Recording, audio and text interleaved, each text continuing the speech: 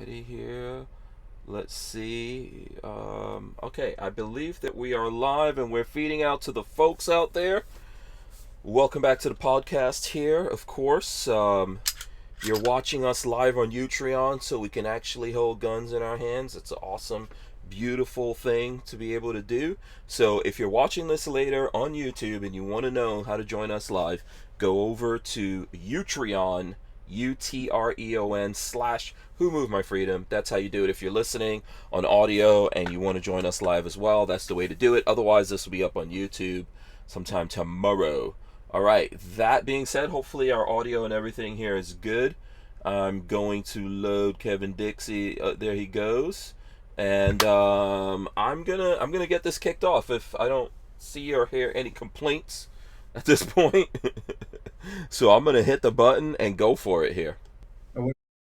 Welcome back to the Hank Strange Situation, Lifestyles of the Locked and Loaded.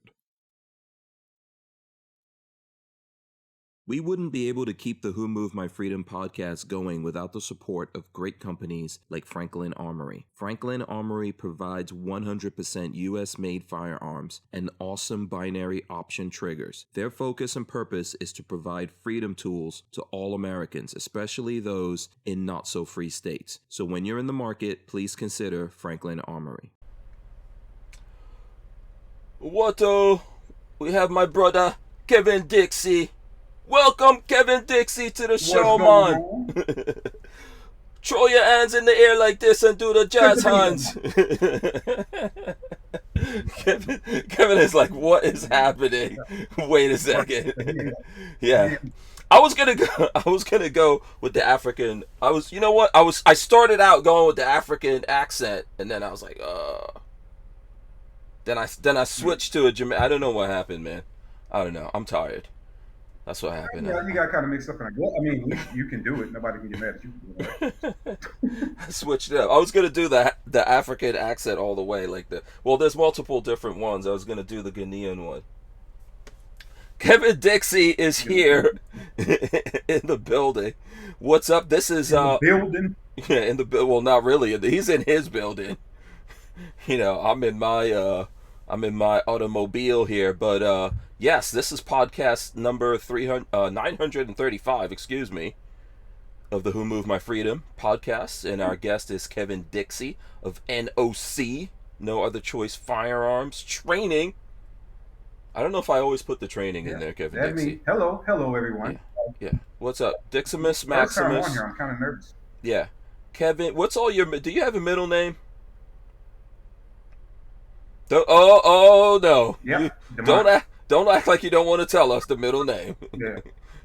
What is it? It's look, man. Kevin Aurelius.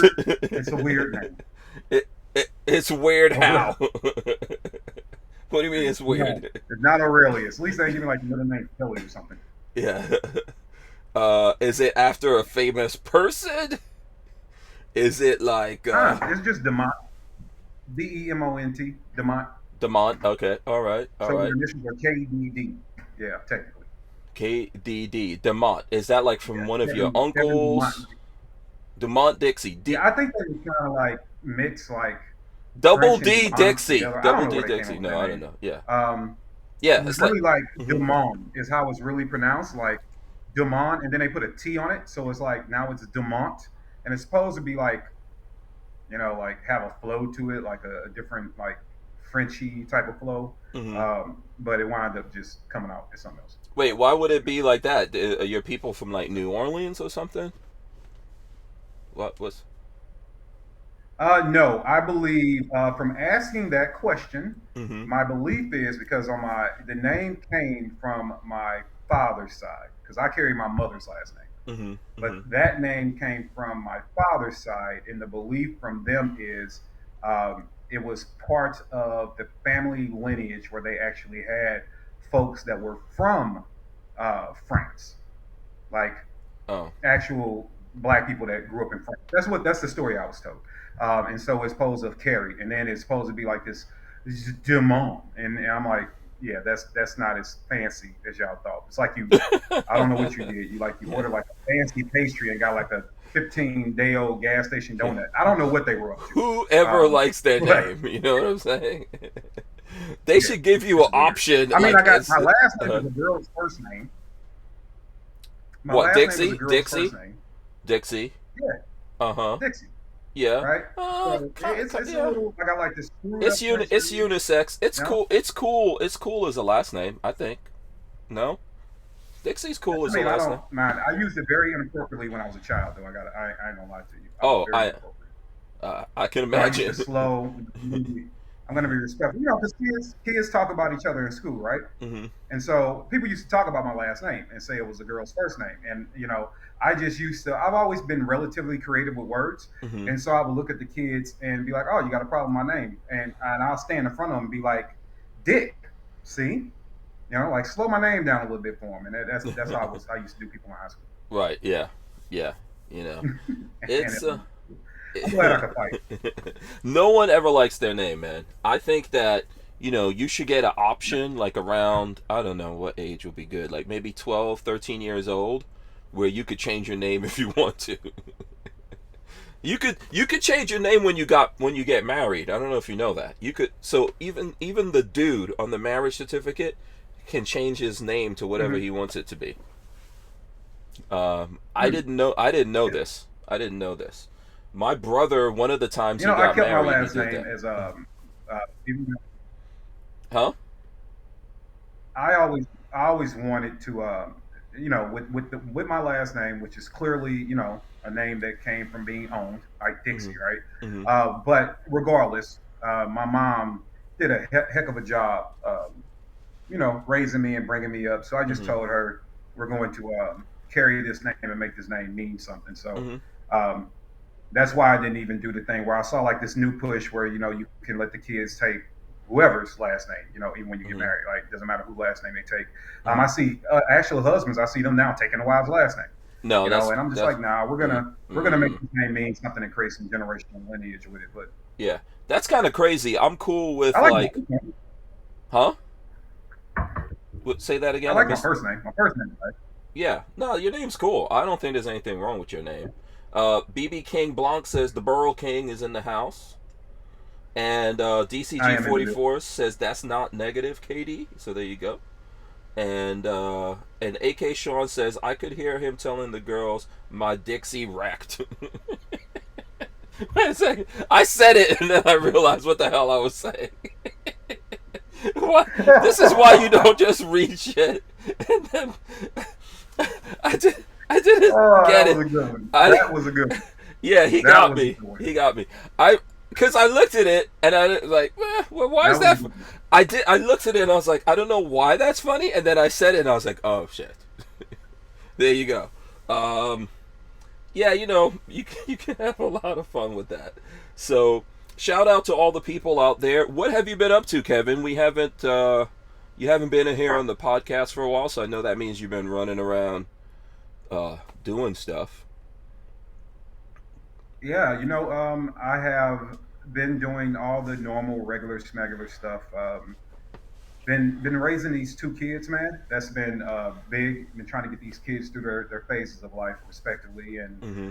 I've had a lot of growth with the business, a lot of travel and speaking engagements. So that's been really, really good. I'm actually now kind of built this quasi little production team to get better videos and quality videos out, Mm-hmm. along with investing in some equipment. And then we have two guys that I'm now, two more guys, so that bring us to a total of five that I'm actually helping to be instructors. So the team now, we go from Missouri to include, we got a couple of law enforcement guys with us, a couple military vets.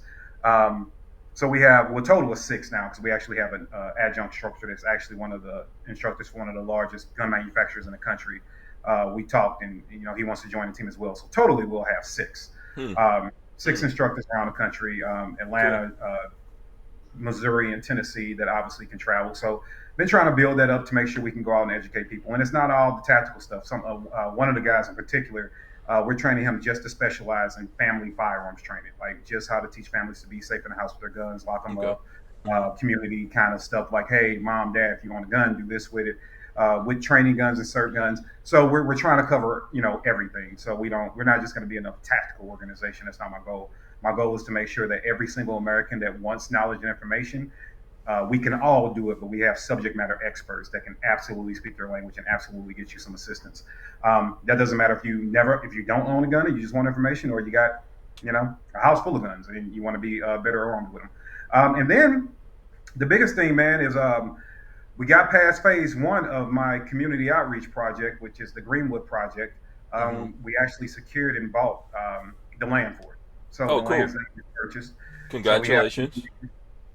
Mm-hmm. yeah, it's good. We got 40 acres now. We're entering into the development phase. So now I got to Okay. fundraise for the development phase of it, and hopefully soon we'll have the first of its kind facility in America, where one half we are educating people about their equity. So we're going to be doing reading and writing classes. We're going to have financial literacy courses. We already got two banks that want to work with us for that. We have gardening, farming, and hunting classes coming to the land. We also have bushcraft classes that are going to be conducted on the land. We have interview skills, resume writing. We're actually going to be conducting like live interview skills on site.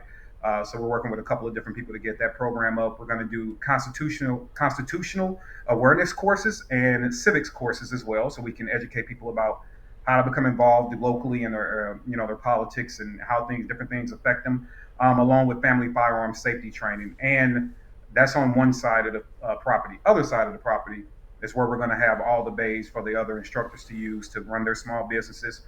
We can make sure that small business stays the bloodline of this country, and that we have small businesses that are 2A businesses, give them a safe sanctuary, if you will, to operate without oversight, Nazi range masters, ridiculous costs, because now we have instructors that are being raked over the coals when it comes to being able to pay for outdoor facilities. One facility in Georgia, for example, which is the most used outdoor facility, before you press a trigger, they want 30% of your take.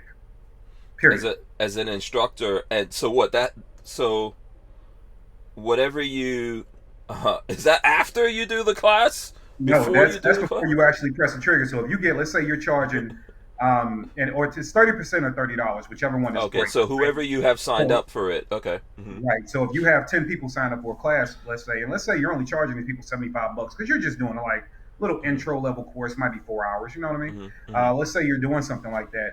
You're paying them for those 10 people.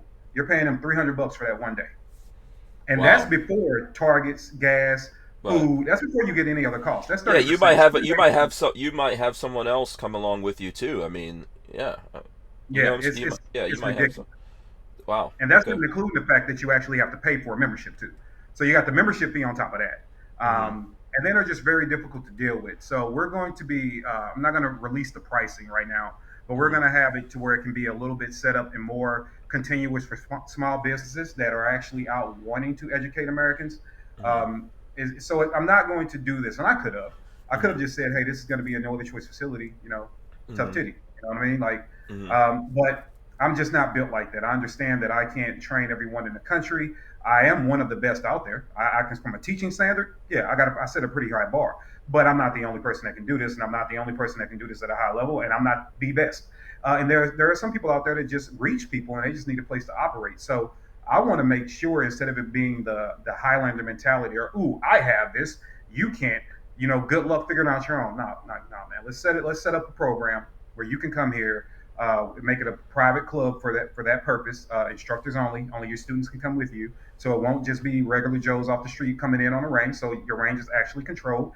Instead of going to an outdoor range where you got to wonder whatever area you're going to, when you come to this property, you're going to have your set bay. We're going to have your storage on site for you, targets, staple guns, everything you need on site. And it'll be much more affordable than going to any other outdoor facility. But unlike other places, this will be the home where you operate. With instructor lounges, student development courses, all kind of stuff to support you and help you. And then we're adding in childcare too. So I partner with a Georgia State licensed childcare facility that's actually owned by a member of my family. Mm-hmm. And they're going to come in and provide childcare. So now that mom or that dad or that family, that hey, we can't come train. Most training is on Saturdays or Sundays, and we got our kids, right? We don't have a Mm-hmm. sitter for our children, or Hey, I want to come learn how to read and write. I would love to do that, but that's on a Tuesday night at 7 o'clock or on the Mm-hmm. weekend. I don't have anyone to watch my kids. So on site, we are going to have a child care facility that for the business day, a child that is under 4 years old, well, 4 years old or younger is $35. Any child over four to the age of 17 is $25 for the entire business day, Okay. which includes Wow. feeding. Okay. So it's right on the same property you're at with things to do because we'll also have programs for children. So they're not just sitting there. It's a good chance your kid, if they're of age and you agree to it, they could be out actually learning how to, garden, Mm-hmm. while you're out shooting. Mm-hmm. So we want a community. I wanted a place where community could come, build, and be equitable and learn about the intangibles of life. And then at the same time, have a place where freedom could function. And I am tired of thinking that we have to have the two separate, right? Mm-hmm. Guns are not evil. They're interwoven in the fabric of our society. So why can't we have a place that helps people and then at the same time have a place that trains people how to protect what we're helping them acquire? Mm-hmm. So that's the Greenwood project, man. So we got the land. Now we're fundraising for that. Yeah. So I'm gonna be asking for money all night tonight. So get ready. Right. Well, do you is there a website or how Not people? yet. We don't Okay. have the website yet. We still got to get the documentation. Well, when I say documentation, I mean the footage of the site and everything up. I got to go get some more aerial shots of it. We plan on having it up within the next 45 to 60 days to do strictly a fundraising website for it. But I got to go out, buy the domain, things like that. I'll have to Mm-hmm. front that money because I don't have time to wait on fundraising for that. But Mm-hmm. yes, and then within the next 2 months, there will be. In the meantime, you can just go to GoFundMe.com/ aiming for the truth because it is nonprofit. It's up Mm-hmm. under the Aiming for the Truth umbrella, Mm-hmm. which is nothing new to this audience. They've heard Aiming for the Truth for years now. Mm-hmm. It's under that umbrella. Go right there, GoFundMe.com/ aiming for the truth. And the next phase is about a $300,000 phase. That is going to assist with carving out the berms along with at least getting the building structure organized.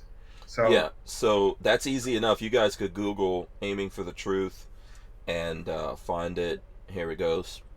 I've mhm. got that up on screen right now, um, and you'll see it says Kevin Dixie is organizing this fundraiser. So that's how you knew. So Yep. that's easy enough to find. I don't have a link or anything to give you guys. I don't know if Lola is hearing this. She might put it, or someone else might be able to put it up there. I can't actually do it the way I have everything set up. So, yeah, that's very cool, man. There's people coming in. Dan hates you says I'm stuck at work. I'm hiding in the broom closet. I don't want to miss this episode. He's in that broom closet. He's like R. Kelly. All right. What's in the closet, somewhere? I'm in the closet. Trying not to go to jail. Hey, I want my YouTube live chat refresh. What do you? What's your phone? Is that an iPhone or a Android? Yeah, this one's an iPhone. Um, Does it work better on Android?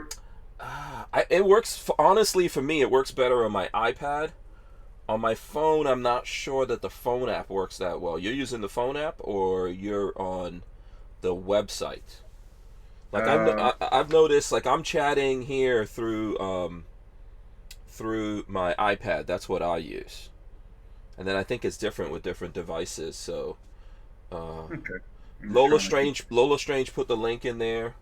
Oh yeah, it Um, refreshed now. Okay, so hopefully yeah, it stays working. yeah. Lola says, Lola put it in there. Here, let me see if I can. Let me see. I can screen share that. Jen Champ. Oh, there you go. Jen Champ says, what was it called? But Lola put it in there. So there you go. Um, by the way, Thank you. before I forget, last night, my apologies to everyone. The podcast actually got cut off somewhere like in the middle. I think we got like an hour and 20 minutes in.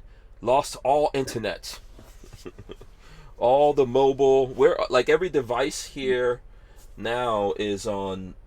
Here at the house is on Verizon, and Verizon, man, was just out. So that's what Right. happened. I had no way of like coming back on or anything like that. I think either Walter or Lola eventually was Lola and I were eventually able to get in there, but it was just real. I don't know. All night, no phone. Went down Hmm. to no bars, And then we got one bar but couldn't do anything. We couldn't call anyone, couldn't do anything. The only thing that was working was actually Starlink, but it doesn't work good enough to do a show from. So that's why we wound up calling it last night. So my apologies for that. It's still up on YouTube, whatever time that it was, and it still went up on iTunes. So if anyone's wondering, like, oh, what happened? How come it was short? It's just one of those things. I think the whole the tower was down or something like that over here. So I know I woke up this morning and it was working, and that's what we're on now. So so there you go. I'm trying to see. Lola put the link in here. Okay, I'm trying to see what else is going on. Bricks is out there. Shout out to everyone out there. If you guys have specific questions for Kevin Dixie, let me know. We are going to talk about the Greenwood project, right? There's no website at all for anyone. Okay. If you guys go to a web, because I was trying to look it up and I was like, oh, I don't think this is it. So if you see anything else, not that. When Kevin does a website, we'll let you. Obviously, Kevin's going to let you know, so you need to follow him on all his things. But we'll do some work over here to let you guys know as well. So there you go. Gen Champ Jr. said Verizon crapped the bed. Yeah, it was weird. I've never ever seen anything like that unless we were in hurricane situation. So I don't know why it all went down like that. And I wish Starlink, man, was good enough to do the show from.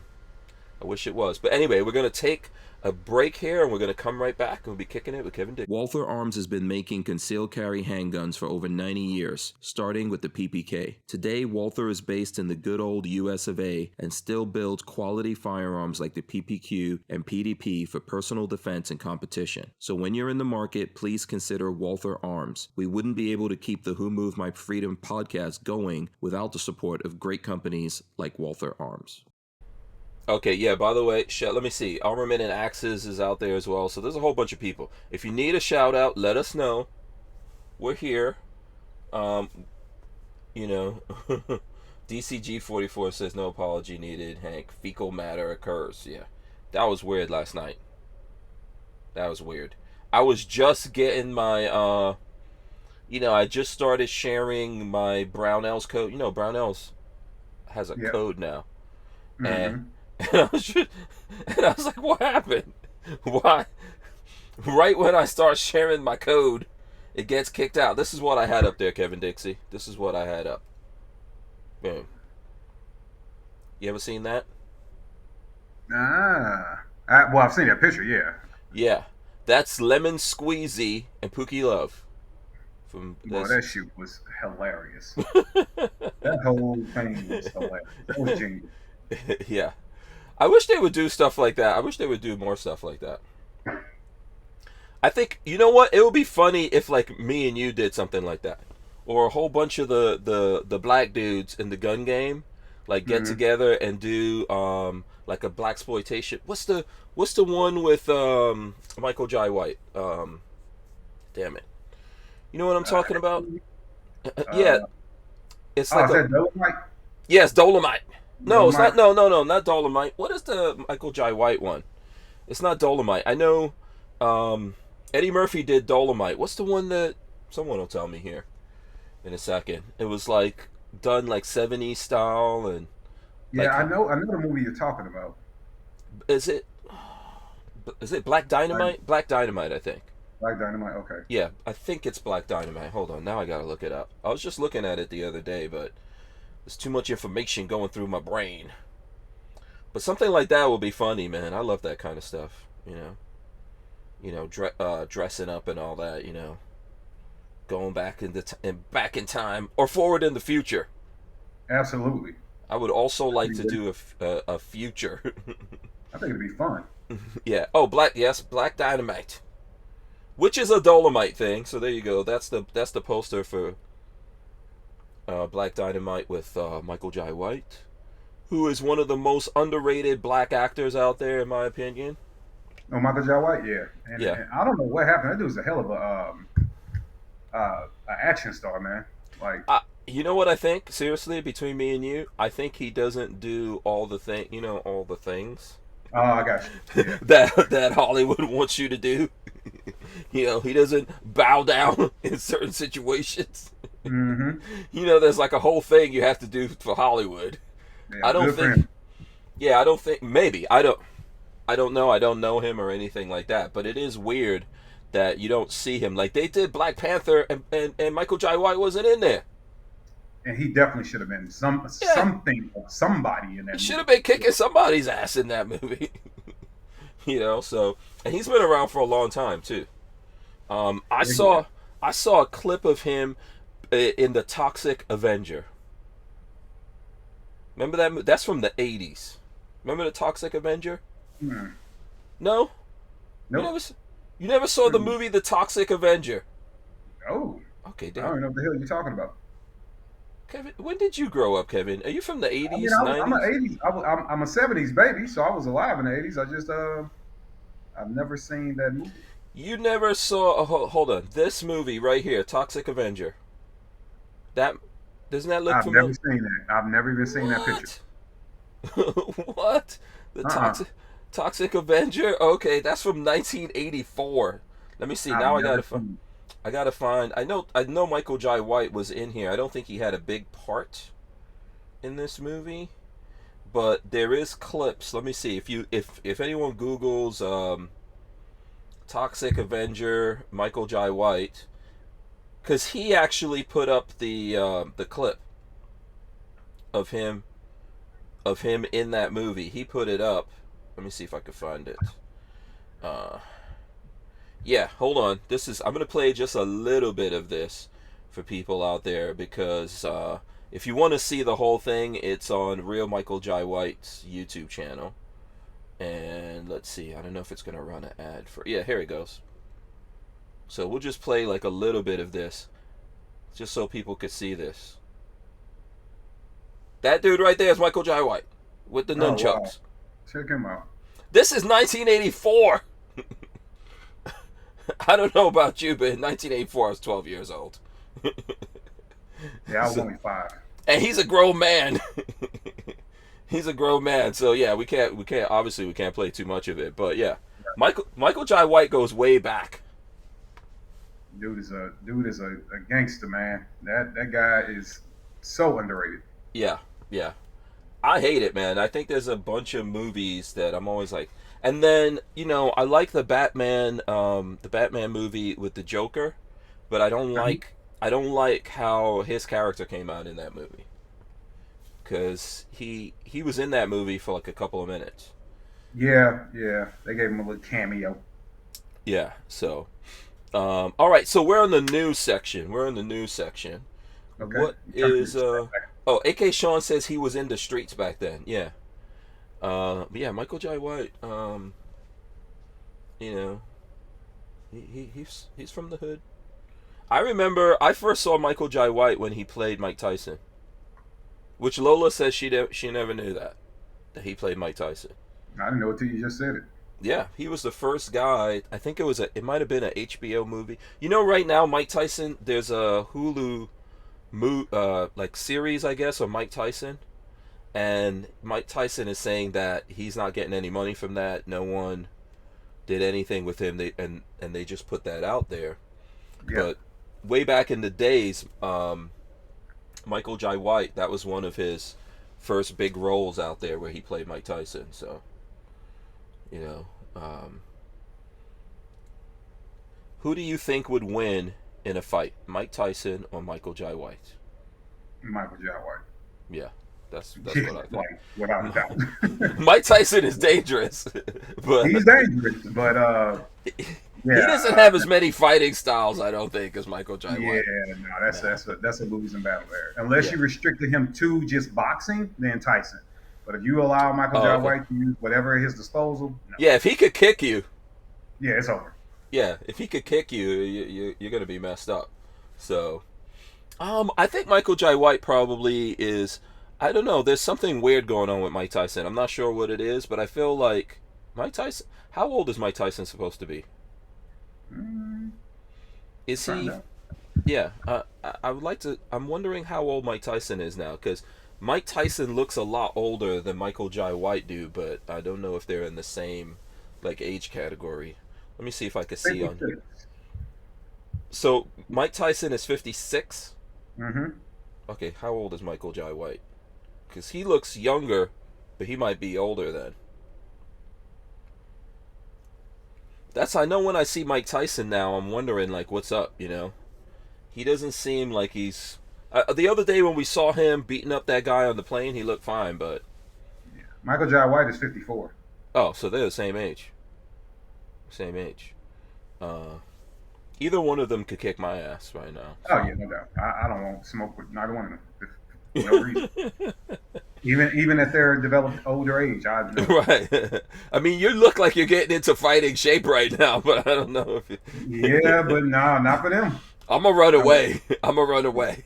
that's a Yeah. whole different level. Yeah. Yeah. I mean, I know I'm a gun guy, but I can't be responsible for taking out either one of those dudes. So I'm just gonna run. Nah. Mm-mm. um, Lola says Mike Tyson will resort to biting your ear. I think he's too old. Uh, I don't know if he. I don't know if he. I don't know if he's I biting don't people. still got some haymakers, man. No, Yeah. I wouldn't want no part of Tyson as long as he's breathing and living. No, Yeah, I feel that Mike Tyson can say, you know what? I'll give you 10 punches, and he can let me take all 10 punches, and then hit me with one punch, and I'm gonna be out. nah, And he I doesn't don't. let me hit 10 times. Huh? Nah, nah. Well, I get what you're saying, but nah, he couldn't let Yeah. me do that. I hit pretty hard. Now, if he just lets me hit him, and I can hit him where I want to. Uh huh. Then yeah, I'll knock him out. But Oh, okay. if they got to tie his hands up though, like Yeah. I don't want him to punch back in a reflex. Yeah. Yeah. Yeah. I don't. Yeah, I don't think he's gonna follow any rules. And I'm not hanging out for the Okay. one punch either. Back like I leave it. Yeah, you're gonna. Yeah, I can't take a blow if I know it's coming, man. I'm sorry. Not from I that gotta. guy. I gotta avoid that. You know. Lola says that Michael Jai White looks younger than Tyson. That's He's probably in just. better. He's in better. You can tell Michael Jai White is actually like into like not just physical shape because Tyson's in good shape too, but Michael Hmm. Jai White is like into like himself. You can Hmm. just tell, right? Hmm. He's Hmm. taking care of himself. I know he probably eats clean. He's working out. He's you Hmm. can tell he's got a skin regimen. Like he's just really into taking care of himself. Hmm. Hmm. Yeah. Yeah. Mike Tyson is more. Um, if I had to say which one of them is more civilized, I'm gonna say Michael Jai White. Mike Tyson is just like he's like an old tiger. Yeah. Yeah, in fairness though, he has been giving out a lot of positive motivation. Tyson has been doing a lot of great things. The dude on the airplane, and he's lucky Tyson held back because that was clearly him holding. He's lucky, and B, just leave him alone, man. That's all he's pretty much asking for. Is let him live his life. Leave him alone. I Yeah. wouldn't want to piss that guy off, man. Why do you want to mess with anyone? I don't understand this about people. Like, why do you want to? Even the most famous people out there in the world, or let's say you don't like someone for some reason, right? Why do you want to mess with them? You know what I'm saying? I don't know. I don't bother Yeah. folks. Yeah. Even if you, I'm gonna open up this soda here so you guys. I don't know. It might explode on me. That's why I'm warning you guys. Hold on. That'd be funny. No, no. I'm No, slowly. don't focus. Just untwist it. No, no, no, no, no, no, no. I'm letting the pressure go easily. I figured that out a long time ago. Cause I'm about to shake it up. That's why. Cause it's frozen. I don't have like sodas that often. Now it might explode. Cause now I'm shaking it up. Cause it's actually frozen. I don't know. It's We, a. Co- we really don't need a tutorial about how you warm yourself up, man. I Shaking need it to some. explosion. I mean, come on, bro. Hold on. Let me shake this up. That's got to be your other show, right? You got to have got to be one of the Patreon members to get access to that one. Yeah. Night Train says I met Mike Tyson in New York City right after he won the heavyweight championship way back. Yeah. I never. That's one of the people I never met in New York. But I grew up looking at Mike Tyson on TV and stuff, and I remember like dudes that thought they were badass would meet Mike Tyson in like a store or something, and think they caught him out there, and they would just get knocked out. It was crazy, man.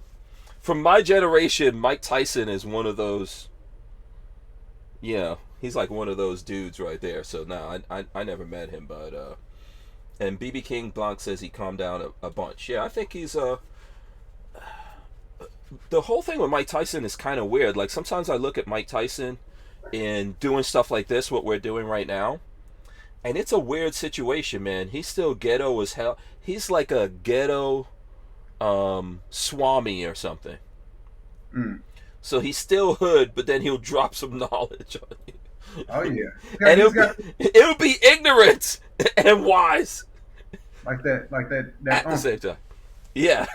uncle at the barbecue. Yeah. Yeah. Like you know it's wrong, but at the same time you're like, damn, okay. You know. Mm-hmm. I remember I saw him talking about like the whole abortion thing somewhere. And he was like, you know what's weird? He's like, you know, who has the? He was like, the black people have all the abortions.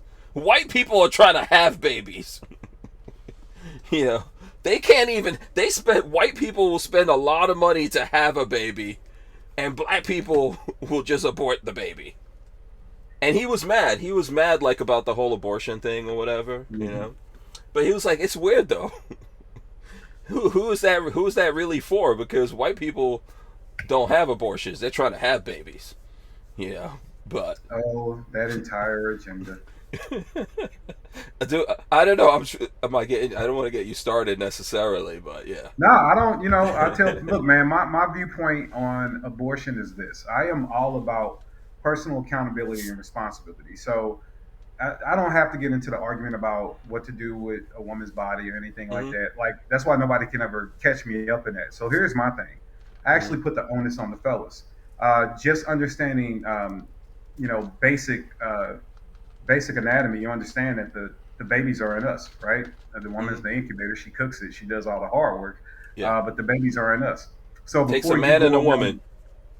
before you Mm-hmm. go around recklessly spreading your seed, Mm-hmm. then maybe you ought to be having a conversation, a heartfelt conversation with someone. What happens if if a child is conceived because of our actions together? Mm-hmm. And if that woman and you aren't aligned, let's just say you don't believe in abortion and she does, it's something Mm-hmm. that she'll be willing to consider. And then you need to take all the steps and measures to make sure that she does not get pregnant. They can't abort babies we don't give them. So for me, I'm having, well, I don't have to have that conversation anymore, obviously, Mm-hmm. but, um, you know, me and my wife have decided that we're not going to have any more children. And so, although we're married, we've come up with our own measures to make sure that she doesn't get pregnant because she can still, she could get pregnant. She's healthy. Right. But we don't want to have any more children. And abortion is not an option. It's never been an option for us. So we took other measures to make sure that Mm-hmm. she doesn't become pregnant. And that's my wife. Right. So you're just Mm-hmm. going to be out kicking it and doing your thing and living your best life. Take precautions. You can't, I tell people all the time, you can't give somebody power over you and then get mad at what they do with it, right? Like you can't go out and rob a bank and then get mad because they don't treat you well in prison, Mm-hmm. right? You gave somebody else the power over your life. So Mm-hmm. when you are giving someone the power over life, then you need to make sure that you've given it to someone that philosophies and morals and values align with yours. Yeah. Because after that, you can't get mad at them for what they decide to do because you are the one that gave them that power. That's how Yeah. I feel. I mean, also, if the two of you, if your goals or your vision wasn't really lined up, who's to blame for that? Both. You know. So from my point of view, like I always take everything on me. Obviously, you're right. Two people are doing this together, but the person that you're inside of is the one that you control. You know what I'm saying? So if you Mm-hmm. know if you know that you don't want that, and you're dealing with someone who may want that, and it could get tough. Sometimes there's good reasons and all that kind of stuff. And whatever happens in life, we have to live with it. But yes, we need to think about the things we do and be responsible, I think, for it. And this is one of the most important. Like, what's the point of us being here, if not to have children and raise those children and give them better opportunities than us. I mean, I No, know there's a man. lot of things that we're here to do, but to me, that's one of the most important ones. Um, I can't. Unfortunately, some people don't see it that way. Mm-hmm. Me, I think that one of the most precious titles you can be given in this world is parent, and actually fostering and cultivating another human being that is of you is a marvelous thing. So for me, I do everything I can to not allow someone to make decisions that go against my morals and values. I wish that other people would do the same. That way, when you are producing children, these are two people that are aligned for the ultimate goal, which should be a proper raising and the well-being of the human being you are producing, and giving them an opportunity to go out and succeed beyond measure and live a wonderful life, and make the world a better place. I think that your recklessness, just because you have an easy out, kind of squanders that, and doesn't give people, doesn't allow certain people to even come to earth in existence to be able to do what they want to do. So I Mm-hmm. don't tell somebody what to do with themselves. I'm not going to, argue back and forth on the internet with no group talking about nothing. My thing Mm-hmm. is this: if you don't like what those people over there are doing, and I have a whole lot of reasons not to support Planned Parenthood before we even get to talking about abortion. Mm-hmm. When you understand their history and where they come from and how they were funded. However, people gonna make the decisions to do their thing. I would just make sure that that person's morals and values are aligned with mine, so I don't have to be upset. And Mm-hmm. then I'm done. Mm-hmm. Right? Yeah. I'm done. Yeah. I am done. I've been to one abortion clinic, Mm-hmm. in my early 20s. So this is 20 plus years ago. Mm-hmm. And that was because I owed a young girl some money, and she asked me for her money back, and could I give her a ride? And she was trying to play this thing like, "Oh, I'm pregnant with your child." So, no, you ain't. I know you ain't, because I ain't done the thing. Mm-hmm. And I know you ain't. I ain't Mm-hmm. gonna get graphic. Mm-hmm. But after she was done doing the do, I wound up dropping her off to the guy who she was pregnant by, because he didn't have a car. So she wanted to use Mm-hmm. the vehicle to Wow. get there. Yeah. But Yeah. I never went to one of those places to terminate a pregnancy of a child that was Mm-hmm. of my DNA. And I Yeah. wouldn't. It's just my choice. Yeah. Absolutely. All right, we're gonna take a break here. There's no way around it. We're gonna take that break, and we're gonna come back and talk about some more stuff here. We wouldn't be able to keep the Who Moved My Freedom podcast going without the support of great companies like High Point Firearms and Full Forge Gear, bags and gear for everyday life. Did you know High Point is an American family-owned and operated company located in Ohio with over 30 years of manufacturing experience? High Point is proud to be the home of the working man's gun and your source for affordable handguns and carbines with a lifetime warranty. So when you're in the market, please consider High Point. Why is Lola telling me to squeeze the bottle? That's not how you break up the ice. I want the ice crushed. You gotta make it crush against itself. I survived. I know how to do it. You just gotta be careful opening it. I haven't spilled anything. Got the nice little. I don't know if you guys could even see it. There's like a little, iceberg floating in there, Mm-hmm. keeping it cold. So that's how I like it. All right. So what other stuff? We're in Gorn, so we could either show off guns or you could talk about any other news stuff. I know how you do what you do, so you talk to people about these Well, things.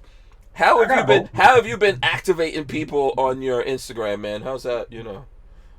What have you Oh, been doing to growing. people? Growing. I think we're closing up on 40K now. Okay. I've started using, really figuring out how to use the reels to show people my like sense of humor side. So I Hmm. just put a new one up right when we started this show. Yeah, I saw And you singing. I saw you singing the other day. Something or. oh, yeah. Hmm. That was a good one. I gotta watch that one. That was with Lauren Hill.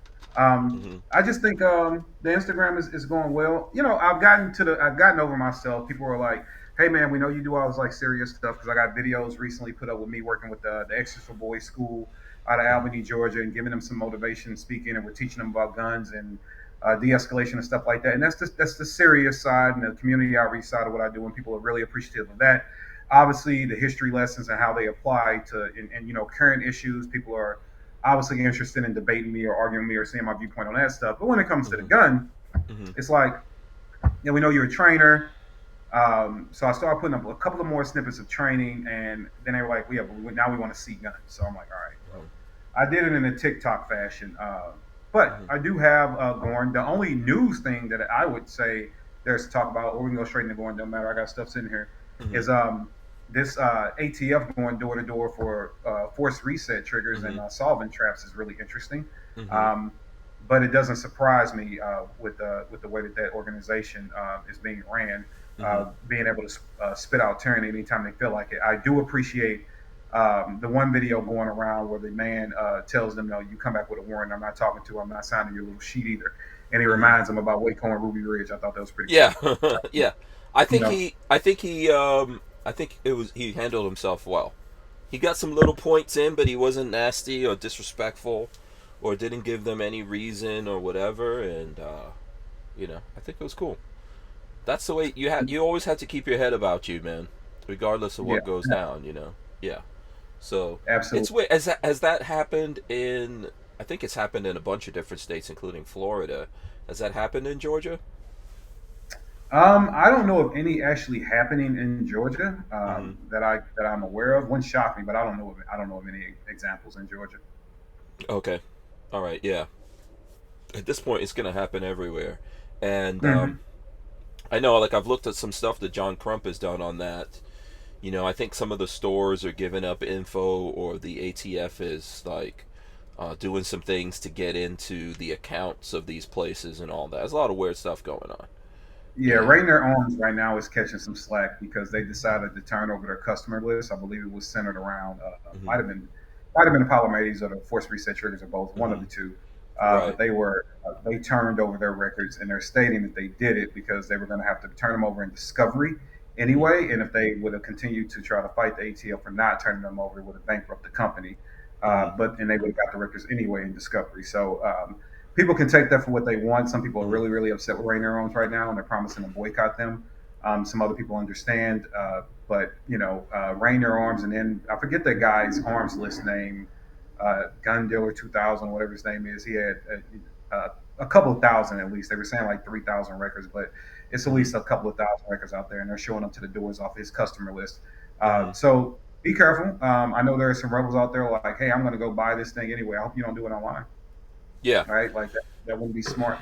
Yeah, and So be so far as them, I mean, obviously they've got to make the best decision, but I think it goes back to what you just said, right? If you, I, this is like this is one of those things, but if you buy something online with a credit card, it could come back to you, right? mm-hmm. So does that, in my opinion, doesn't make it a crime? Is there anything wrong with that? No. I've got some very paranoid people around me that would only ever buy those things using cash or what have you. But this is just how it works, right?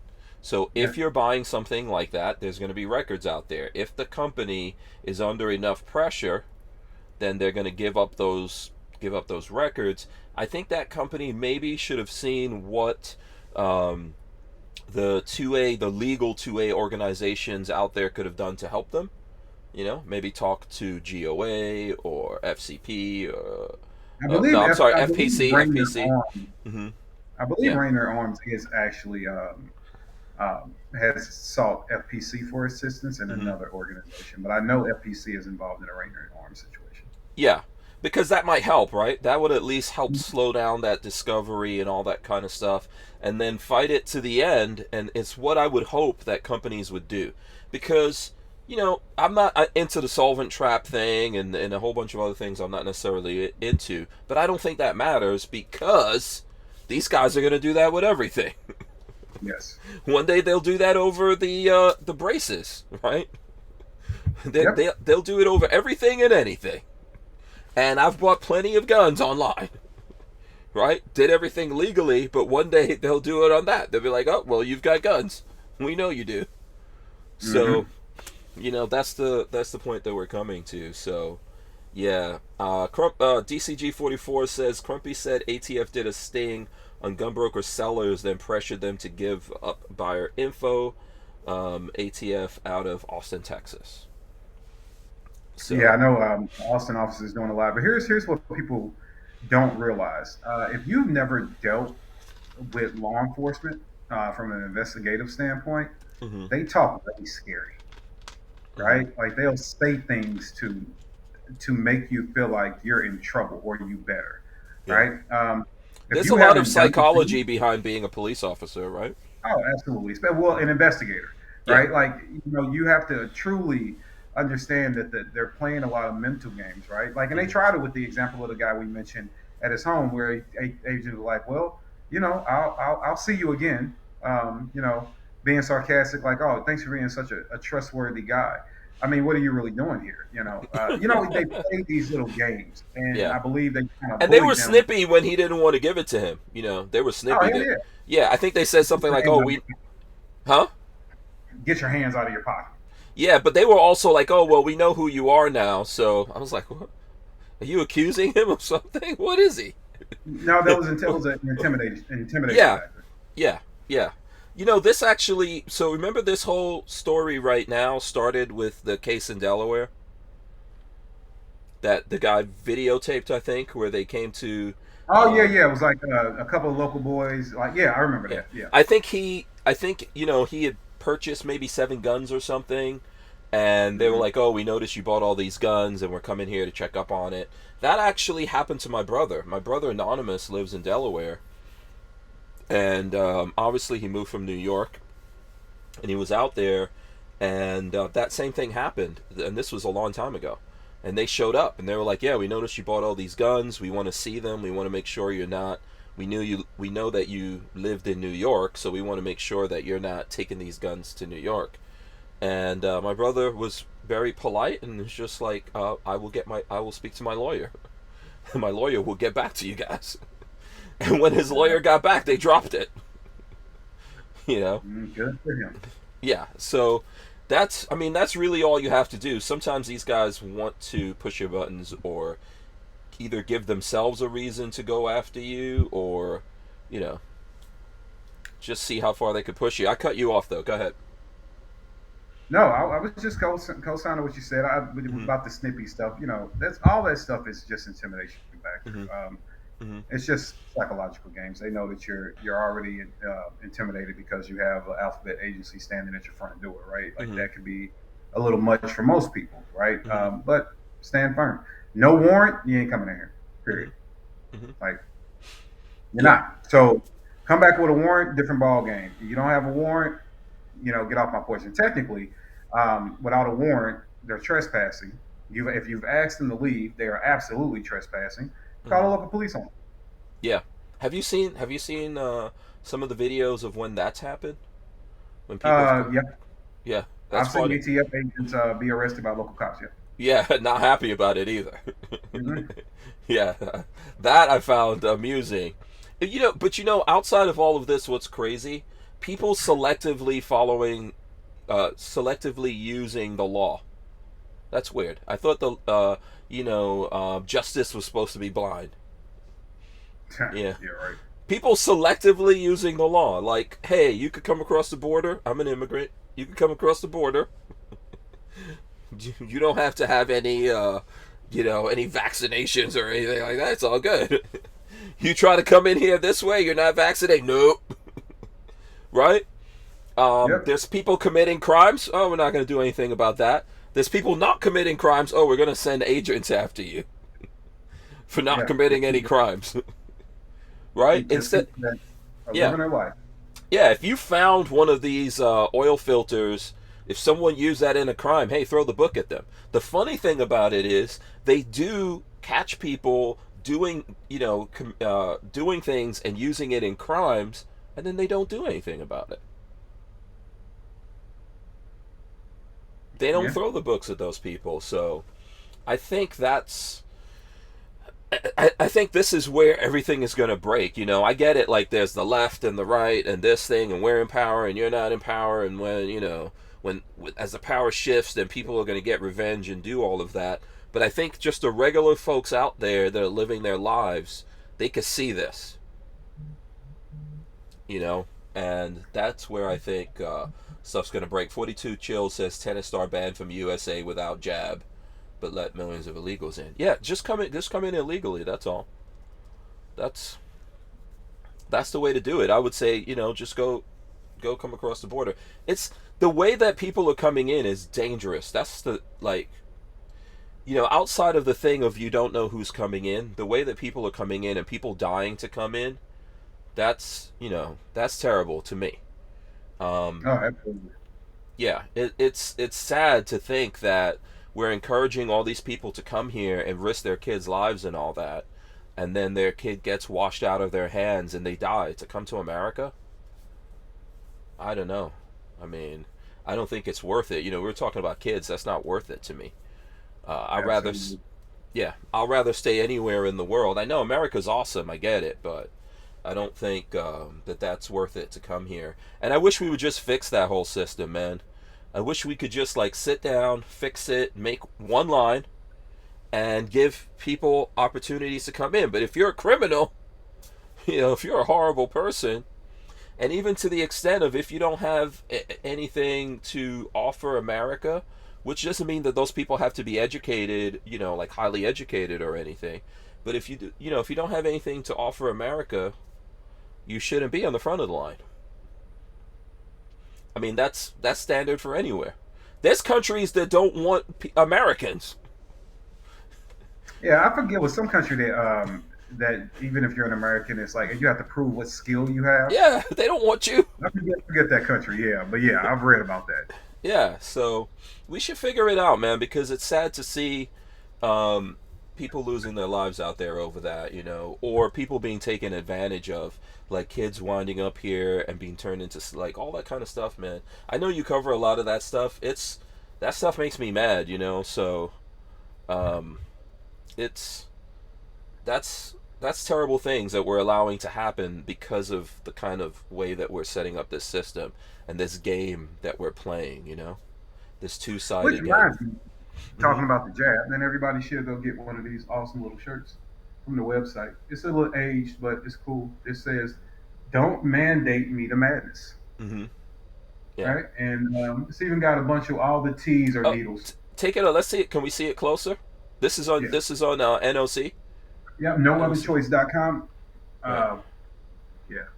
Okay. Sorry. Yeah. Yeah. You got to go that way. There you go. There you go. Don't mandate. Don't mandate me to madness. Right. There you go. Right.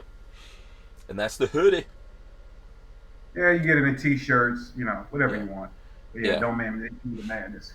Yeah. And check out the other one. Don't make me act uncivil about my civil rights. Right. Right. Right. 42 Chill says Japan. Or go into China or Russia illegally. Boom. You find out. Yeah, all ATF agents should be required to go to Russia for a mandatory 2 weeks training course and carry marijuana vape pens. That's what all ATF agents should be doing. I That's was like, what I think. where is Kevin? Okay, you brought this up, Kevin. What do you think about that situation with Brittany Greer? Greeting right now. Yeah. One, I say that people like Joe Biden needs to do this, he needs to do that. Well, first of all, Joe Biden thinks that Brittany Griner is a 6'8" man, so in prison is where she belongs, in his opinion. This looks like a black man to Joe Biden. So Joe Biden's like, black man in jail? What's the problem? Right? Hmm. One. Two, um, you are, yes, is the penalty extremely harsh? And do I wish that she was home? Sure. Do I think marijuana is a crime where anybody should be punished for it? No, I don't. Hmm. However, I'm American, not Russian. And if I am going to somebody else's land, I should be very well aware of what I can and cannot do over there. So, do I think it's harsh and unfair? Absolutely, it is. But do I think you put yourself in a situation to deal with that structure? Yes. Hmm. As far as what we give to get her back, would I like to see her returned home? Yes. I know there are a lot of people like, well, she wouldn't stand for the anthem and different things like that. And that's cool. That's your opinion. Yeah. But I don't want to see an American, because we also are a country that's built upon freedom of expressing yourself. Hmm. So I don't want to see any American be denied, being saved just because they had an opinion you don't like. Yeah. Um, And However, we could say that that's happening to her because she's in America. oh, absolutely, Yeah. absolutely. Yeah, And I mean, trust me, I don't agree with whatever she's doing, and I've known a lot of people. I've even had people on the show that say they don't like America and everywhere else is better than America. And I get the ironic part of it, but that's an American at the end of the day. yeah, she is an And American, and she's yeah, a prisoner. She's a political prisoner. a political prisoner, yeah, for She's a sure. political prisoner. Yeah. But I also think that while everybody's talking about all this, oh man, that's crazy. Think about all the individuals here now, in part thanks to different crime bills, but because there have been multiple, but one of them Hmm. being the '94 crime bill. We have to think about how many people here in America that have been arrested and gotten really unfair sentences that are still in jail now for possession of substances like marijuana. Hmm. So I think it opens up a bigger conversation now. Can we bring her home and also fix that on the homeland? Absolutely. But the biggest thing is, hey, sister, I want you home. You do have to own the fact that you went to a foreign land, that America is on the side of their opposition, that they are literally at war with, You and might you want to went. follow the laws. Yeah, you might not want Yeah, to I mess mean, around. get your Yeah. get your get your marijuana if you got to do it. You over there playing sports. I'm pretty sure somebody on that team know where they go get get it over there. Don't try to sneak through the airport with it. So I think that was a big mistake. So unfortunately, yeah, I want her to come home, but I don't know if it's going to happen. I know they sentenced her to 9 years.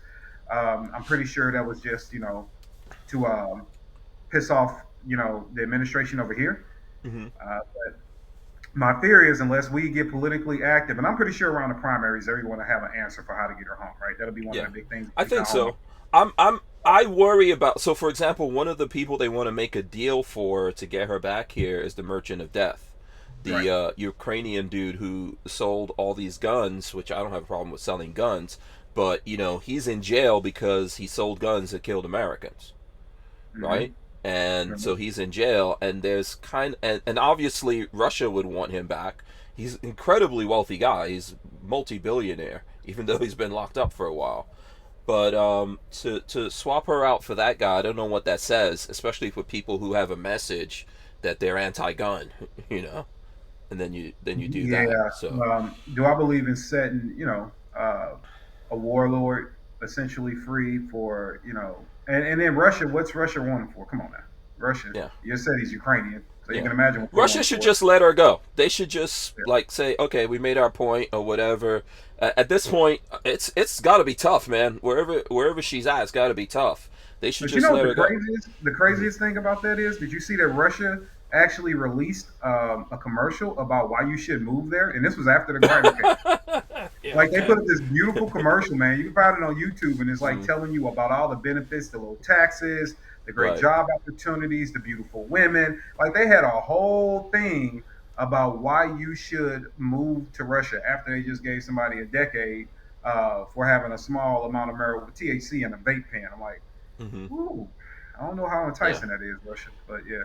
Well, it's a game, man. I think, we're going to hit a break here, so we're probably going to take this over into the break. But this is a game we're playing. We've done stuff to the Russians are doing stuff to us. We've taken Hmm. sides in the whole Ukraine thing. It's all complicated, and normal people should avoid all of that. Yes. Let's take this break and come right back here. With Armslist, you can shop the extensive list of local and nationwide firearms classified, now with more confidence because of their built-in firewall. For only $6.99 a month for personal use, or $30 a month for business vendors, so when you're in the market, please consider Armslist. We wouldn't be able to keep the Who Moved My Freedom podcast going without the support of great companies like Armslist. Yeah, I see what's going on. Dan Hates You says she's in a Siberian salt mine. I don't know. Do you know exactly? Did they say where they shipped her off No, to? I'm not familiar with exactly where she's been detained at. Yeah, and Jen Champ Jr. says trade Newsom for Britney. Yeah, they can have Newsom. I don't know. But listen, all seriousness aside, like that, regardless of where we all come down politically, which I'm not on her side politically or anything like that. But Yeah. the thing is, that's an American. That's someone that's going through some really tough stuff. You would not want to be in that position. And I agree with Kevin. The first thing, don't think when you go to other countries you have the same rights as you do in America, because you don't. Nope. Nope. Even in America, you don't have any rights if you do something and you wind up dead. I always tell people that. Don't wind up dead.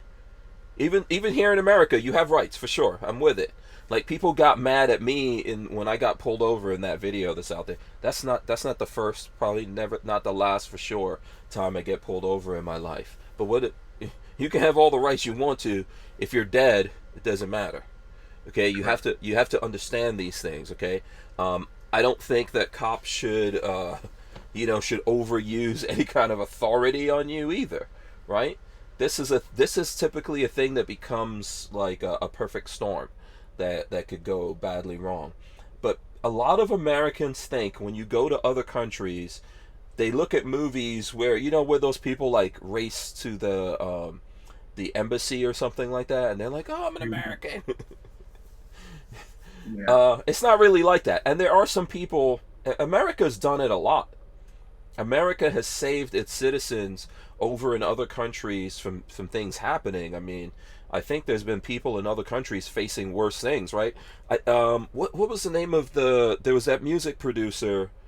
He's a famous music producer. Remember, he got caught in Saudi Arabia with prescription drugs, but he didn't have a prescription for them. Mm-mm. Um, Man, it's one of those big super producers back in the '90s, and he got caught out there. That was death penalty. I can't remember the name right now. Someone out there in the chat may tell me. And whoever was the president or whatever, they did things to work it out to get him back. There's like American kids that have gone to places. Some countries you can't litter. Do you remember that there was a kid who went to one of these countries and littered, and that's lashes. Like, they put you in public and they whip you, and they've been saved. So, in my opinion, Americans that get into these situations, whether we like them or we don't like them, we shouldn't necessarily wish bad for them, but they get into these situations, and then there's like a whole bigger thing going on here. There's this war going on between Russia and Ukraine, which coincidentally Hunter Biden had a lot to do with Ukraine before all Mm-hmm. of this, and now we're pouring all this money into it, and then we're also going out there and taking and seizing bank accounts and all that for Russians, for anyone related to Putin. So you think if Putin gets his hands on some Americans, he's going to go, you know what? I'm going to be a good guy. I could lock him up, but, no, man. Now you're part of politics, and it all sucks. So it's not cool, man. I wouldn't want to be the one going through it. But that's one of the things I know from just living my life, that you go to another country, you better know what the laws are, and you better avoid all shit. Absolutely. I'm on my best behavior every time I'm in a foreign land, man. You Yeah. you just have to be. You leave there by their grace. you know. Yeah, DCG 44 says, hey, you go to Mexico and get caught with a single empty cartridge case, and you can get 5 years. It's on you to know what to do. Yeah. You have to pay to leave Mexico. Did you know that? You may have to pay to leave. See, this is when I was younger. I think I was like 18 or 19. I went to Mexico with a girlfriend to Cancun, and we were just having, young people. You don't have that much money or anything like that. We had a good time, and I didn't realize that when you leave Mexico, you have to pay a fee to leave Mexico. I don't know what kind of extortion you went through. I've been to Mexico twice in the last 3 years, and I didn't pay to leave. Wow. There is a fee. This happened at the airport. There was a fee. And I didn't think about all that. Like, I had parked my car in the airport in, like, LaGuardia or something. And so when we were leaving, we had to pay this fee, and I paid the fee. So guess what? I didn't have the money when I got back to get my car out. Hmm. Because I didn't anticipate. I was like, oh, I'm good. I got money. I could get that. No, I didn't have that. I had to, like, do that embarrassing thing, like, when you go into those airport parking lots and you don't have money to come out, you have to give them your license and fill out a whole thing while everyone's like, what the hell's going on? Hmm. Yeah, I had to do all that, and I always remember that we were in the airport and they were like, no, you have to pay this fee to leave. When you're leaving, you've got to pay this. Yeah, because they could just invent shit and make shit up. Oh, that's You know? Mexico. Yeah, so there you go. So, all right. So I don't know if there's any other news. I definitely want to see some guns. All right, what guns you want to see? What are we doing? All the guns. All. All the guns. What? Okay, Okay. well, I Yeah. got a couple of new babies. Or you can ask people if what they want. What they Yeah, want to see now, first. chat, I know that everybody's mad at Hmm. Danger Defense right now. Just Oh boy. bear with me. You're starting with Daniel Defense. Who's mad at Daniel Defense? They are. Everybody is because of Marty Daniels. The the fact that he didn't say abolish the ATF during their hearing. Oh wait, he was supposed to say abolish. Yeah. Well, Okay. There was something. the guy has government contracts. He can't get up there and say abolish a federal agency, right? So Okay. Hmm. he made a business decision not to say a thing that any advocate would have said. as a business owner. So different people feel different ways about it. I am going to this one. This is a Daniel Defense DDM4 V7. Forgive me, guys. I'm trying to get from being under the weather, but this is a DDM4 V7. Nice. Newer to my Schwazze. This one I think I've only had probably a couple of weeks now. And I got this one because I did a video with somebody else's SBR. I mean, with somebody else's full size rifle versus an SBR. And people were like, "Oh, real men only have 16-inch guns," blah blah blah. I'm like, "Well, I got one of these, right?" So it's nice. I'm gonna leave it the way it is. Yeah, I see you got it's got all the Daniel Defense furniture on it. Yeah, full Daniel Defense. Then up here on top, we actually have the Primary Arms PLX. This is their 1-8. This is one of Primary Arms' more expensive optics. And it's a small compact one. So for that to be a 1-8, you see how small it is. Yeah. And I love the ACSS reticles. CSS. Yeah. All right, and then for the offset there, we have the Holliston 508 for the offset. That's sitting on a worn ramp 30 mount. So with the 45-degree offset is built into the mount itself. So that's why that's sitting there. So that mount for the Primary Arms has the mount built into it for that red dot. Okay, cool. Correct. I probably should take this other side off, but I didn't want to. So that's crazy how we're getting that now. That's Jen Champ Jr. says looks like an Anderson. Laugh out loud. Okay. Listen, you can't. I'm not mad at Daniel Defense like the guns when the people. The whole thing with Daniel Defense is, I don't know what it is. I think that Daniel Defense. I've always liked that company. Walther always talks about he remembers when he would go to the creek and Marty Daniel didn't have, he was just starting out and didn't even have, he didn't have all the money he has now. He would come up to the creek in a used pickup truck and all that kind of stuff. And I've heard Marty Daniels talking about the same thing. He didn't even have a bed cover. He would use a door as a bed cover. And Walther said that he would ask, he's asked him before, oh, can I use one of your tables and put some stuff on here and all that. So, they didn't start big. They built their way up and they got big. But I think sometimes what happens is that it's tough, like you said, man, because of contracts and all that. People start balancing and playing the politics and thinking, oh, these guys will never come after me. And, you're never safe. Coming for everyone, man, but coming for all of us. This is the Daniel Defense DD. Let me try to shrink it for it to fit. Here. The Daniel Defense DD M4. This is a 10.3 inch. This is an SBR. I like the color. Thank you, sir. Thank you. All Daniel furniture. I did switch out for the Geisley super dynamic trigger, and I have the Radian ambidextrous 45-degree throw on it. This one came with the lower comes with a standard 90-degree ambidextrous safety selector, but I like the 45 better. Mod Light PLH V2 sitting on the top there. This is a ACR muzzle device that's sitting on here right now. This is just the ACR blast shield. I do have a Silencer Omega 300 coming, so that's why I have the ACR mount. Then I just put the blast shield. Is that does that on thread? Is it quick? Yeah, this threads on to the this actually threads on to the. Okay, so you could just take that off and then put your can. Right. Yeah. Okay. Cool. So, because this thing is hecky loud without it. Yeah. Hecky loud. I mean, it's an SBR 5.56, right? Yeah. Yeah. So Jen Champ says that's purdy. I was gonna say to you, the first Daniel Defense. I was like, oh, Kevin Dixie, you went for just a black rifle. You didn't get a special. I do like the traditional black, but this puppy was one that I haven't wanted to get done with for a while. Then I went with a Steiner optic on top of it, so that's a Steiner PX 1-4. This is a pretty good one. I like this optic. I really do. It's got some good glass on it. And then obviously I have the offset still. Yeah, Jen Champ wants to know what blast shield is that. I don't know if you could show it again. He says. Yeah, that's just it's literally called the ASR blast shield. From I remember when I ordered it. It's only one. Okay. I believe they literally call it the Silence Co. ASR Blast Shield. Okay. Yeah. All right, so if you don't have an ASR mount, it won't work. Like you have to have the ASR. Okay. Yeah. Um, or the ASR count. I'm sorry. Yeah. I mean, it looks. Yeah.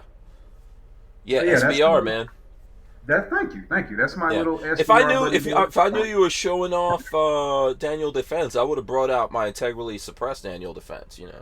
Just Oh to well, flex. I mean, I Just to don't have one of flex. those. Yeah. You got to Yeah, get up on. Do you have any cans yet? You must. Yeah. You have yeah, cans. I got one right here. Yeah. Oh. Okay. All right. Which I can get out now actually.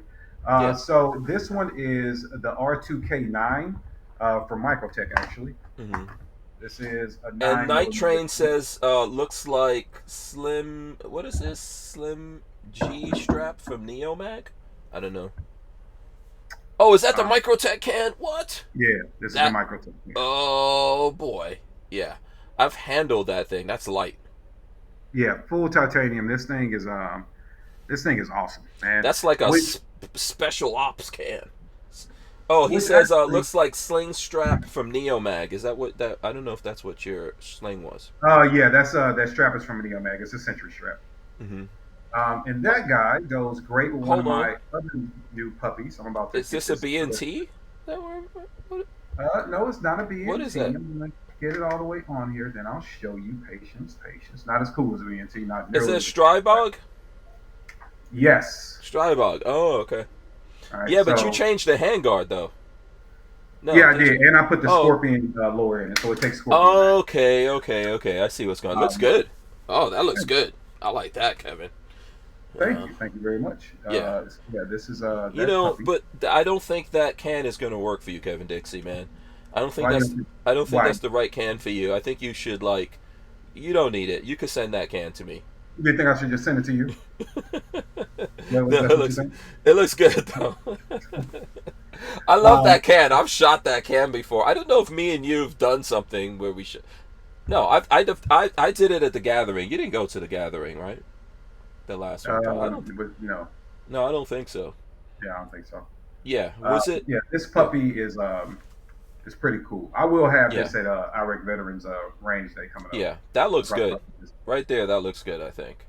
Yeah, this is a good little setup. I got the What Strybog. what mag? So what magazines are you using right there for your You It's a got the Scorpion, Scorpion. man. Oh, it's a Scorpion. Okay. Yeah, this lower takes Scorpion magazines. Yeah, Easier to get. I mean, I'm gonna keep the original Strybog yeah, Lure. I do need to order some new takedown pins for that gun though, yeah. before I forget. Gen But Champ is saying, bruh. That's what he's saying. What I only optic? got this guy too. What optic is on that other one? Let's see. Oh, this is This the. one is the 512 from Hollison. Oh, okay. Um, so that's the 512. It's a pretty good one. I love the field of view with it.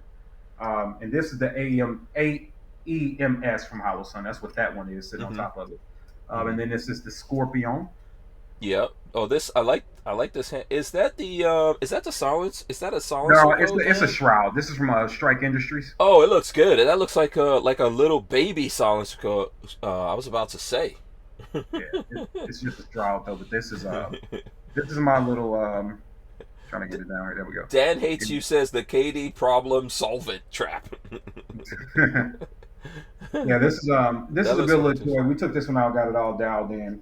Me and the Oh team went look! out. Oh, by the way, oh look at that! Completely accidentally, I get to flex my Scorpion right here. Oh, look at Now, that. Two this is scores. what you Oh, need, you got this. Katie. This is what you need, Katie. Boom. I know. Walter's all sold out of them.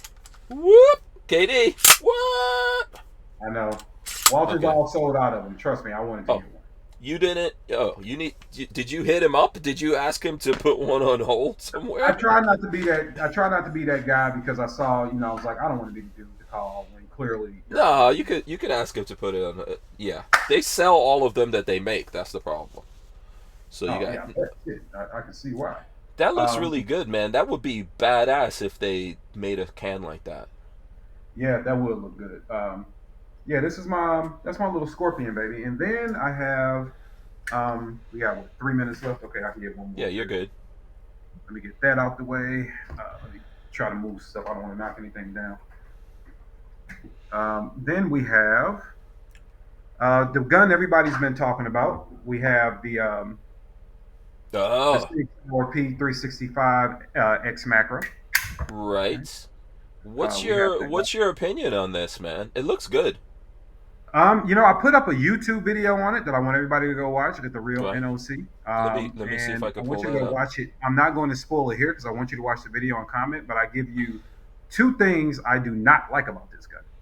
Mm-hmm. Um, and then I tell you what I like about it. So one thing that I love about it is for that size, you cannot argue with that mag capacity. That is 17 rounds. Mm-hmm. Um, and because I'm going to show it anyway here in a minute, I'll take this Glock 19X, and Mm-hmm. this has the length, the grip, the length, not the width, but the length of the grip is identical to a 17 on a 19X. Mm-hmm. And if you put them side by side, look at that. Oh wow. You know what I mean? Wow. Like so they are. Um, you get a Wow. Way nice, smaller, yeah. yeah, you get a nice grip, and you get the exact same capacity as a Gen 5 Glock 17 out of the So time. I mean, is that even I would like to see that compared to a Glock 26. No comparison. I'm talking about like size wise. The Glock 26 is a lot smaller, right? Yeah, Glock 26 is a lot fatter and a little bit stubbier. Yeah. So that's right in the middle of all of that. That's pretty cool. I do like it though, but I want people to go watch the video to see the things that I don't like. Yeah. The things that I do Here's like. here's the video for anyone that wants to look at it. I'm not going to play the whole thing. You need to go to if you just look up No Other Choice, you're going to see it. Here, let's see if we can get it. Oh, wait a second here. We should be able to get it to play. Oh, here we go. Is this a short? No, it's not a short.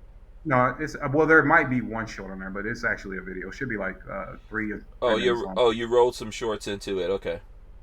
Yeah, my internet here is not awesome, so you guys need to go look at this anyway on And I would Kindle. like to tell everybody, it doesn't matter if when they watch it, they'll see it.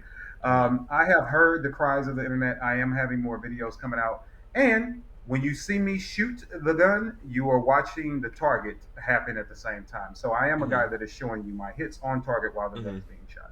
Yeah, Um, this is the we are. place to go to. Which is not easy to do that. It's a lot more work. Yep. Yep, but um, this is a cool gun. We only got 50 seconds left, so I guess I'll stay on this. yeah. It's nice though. I would tell people, even though I want you to go watch the video, see what I don't like about it, and even some of the things that I do. I will say this: I am seriously. I got to get a few hundred more rounds out of it minimum. Then actually run some carry rounds through it, but Mm-hmm. I can see this becoming something for me to carry. Mm-hmm. And actually carry for several years because this is just a 17 rounds. It's comfortable. It works. It's a pretty cool little gun, man. The Armsman says I don't like the barrel being 3-1 though on the macro, which we've got like 10 seconds to respond to here. For So me, I don't mind it because oh crap. See, yeah, we'll be gotta right back. cancel We're that. gonna take a break anyway, so we'll be right back. That was actually a good time. Yeah. Oh, where's the break? The break didn't come there. I must have messed the break up. Let me hit it. We wouldn't be able to keep the Who Moved My Freedom podcast going without the support of a DAO, or decentralized autonomous organization like TUSC Crypto. TUSC cryptocurrency is a firearm-friendly e-commerce option for online payment transactions, secured on the blockchain. So when you're in the crypto market, please consider TUSC, TUSC. Yeah, there you go. So you know what? So we were talking about what is it? 3.1 inches on that barrel. Yeah, when you're to Okay. me, and here's just my opinion. All right, yes, it is a shorter barrel for sure, right? You are not looking at having a ton of barrel, if you will. But when you look at it, you're gonna take. Come here, guy. Yeah. So yeah, that's a little shorty, right? Like Yeah, that's yeah. a little. Now let me It looks grab. shorter outside of the gun. I see what's happening there. Yeah, that's very short outside of the gun. Yeah, and I Yeah. think this is it's a standard Glock 19 barrel that I just picked out the safe, right? Hmm. So when you compare the two, Yeah. So it's well, a no, this little is actually this is a VP9 barrel, but okay. they're Same VP9. category ish. Yeah. I mean, yeah. Yeah. So when you're looking at that, yes, there is obviously a big difference. Here's the thing though. This was clearly meant to be a self defense pistol. Hmm. So if I am working with smaller barrel. I'm not really going to be trying to crack off for real self defense with Hmm. this gun. You know, anything past 20. I mean, in 20 yards is really stretching it, right? Yeah, that's the Um, outside. You're fighting within 10 yards. yeah, you know, Hmm. that's really stretching it. So I think you can do. Even when I shot the gun, when I was doing the videos, I was standing at 8 yards, Hmm. and you know, I did 8 yards. So we can actually see the target while I was shooting for people to see the reactive target at the same time. I could have easily shot that gun at 15 yards, Hmm. you know. So, and that's without a red dot. I shot it with irons. So, and my accuracy was well within a 4 inch spread. Even as I picked up speed, you can see that the gun was still. I mean, obviously that has a lot to do with the shooter, but the gun was still performing at a Hmm. pretty adequate rate. You know, are you getting maximum velocity and distance and bullet stabilization if I'm trying to shoot this gun 200 yards? Probably not, but Yeah. I'm not But worried for about it. for most of the time, for what you're carrying on you when you're just getting around, you want to have something on you. Um, you know, there's a bunch of different factors that you're talking about in that situation. Mhm. If you know you're going into something that is going to be a problem, then you'll be more prepared for that, right? For that Absolutely. eventuality versus like, hey, I just want to carry all the time and have something on me, better than nothing. And then, what's the best word for that, Kevin, to explain? Because you've got kind of a balance here of comfort and um, Oh, the older saying that carry isn't supposed to be comfortable; it's supposed to be comforting. Comforting. hmm Uh, hmm for me, it's as long as you're not carrying something that weighs you down, that is uncomfortable, that is not enhancing your ability to perform if you're called hmm upon. hmm It works. I mean, there are. I mean, it's fine, because to carry around something with a little bit longer barrel length. Okay, so you go to a Glock 19. Um, while awesome, I think the Glock 19, or I think the Glock 19 is fine. I hate the hmm 26. I do not like that gun, but hmm I think the Glock 19 is fine. I also think the Glock 48 is a decent firearm along with the 43X. hmm Those are great, but if you're starting to get into barrel lengths, then guys are going to want to go maybe with the 48, but you're probably going to want to go with like a Glock 19. And some people just aren't equipped to carry that gun around on a daily hmm basis. They want something a little bit smaller.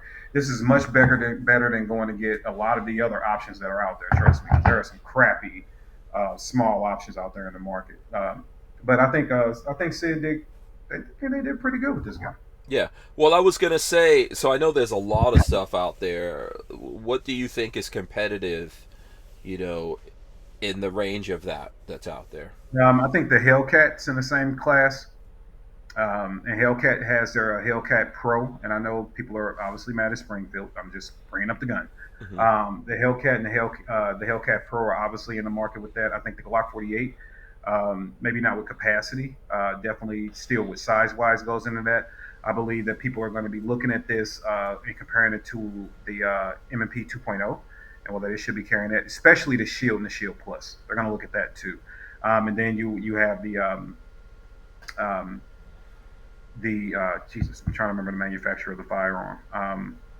It'll come back to me, but there are definitely several different platforms out there. But I would say Shield Plus, especially, and the Hellcat are the two that are going to jump out the most. That people are going to be comparing this to. Hmm. Me personally, I have not. I've shot the Hellcat. I have not shot the Hellcat Pro, so I have no idea Hmm. about how it shoots. But Yeah, and I think I, that's big, obviously bigger than the 365.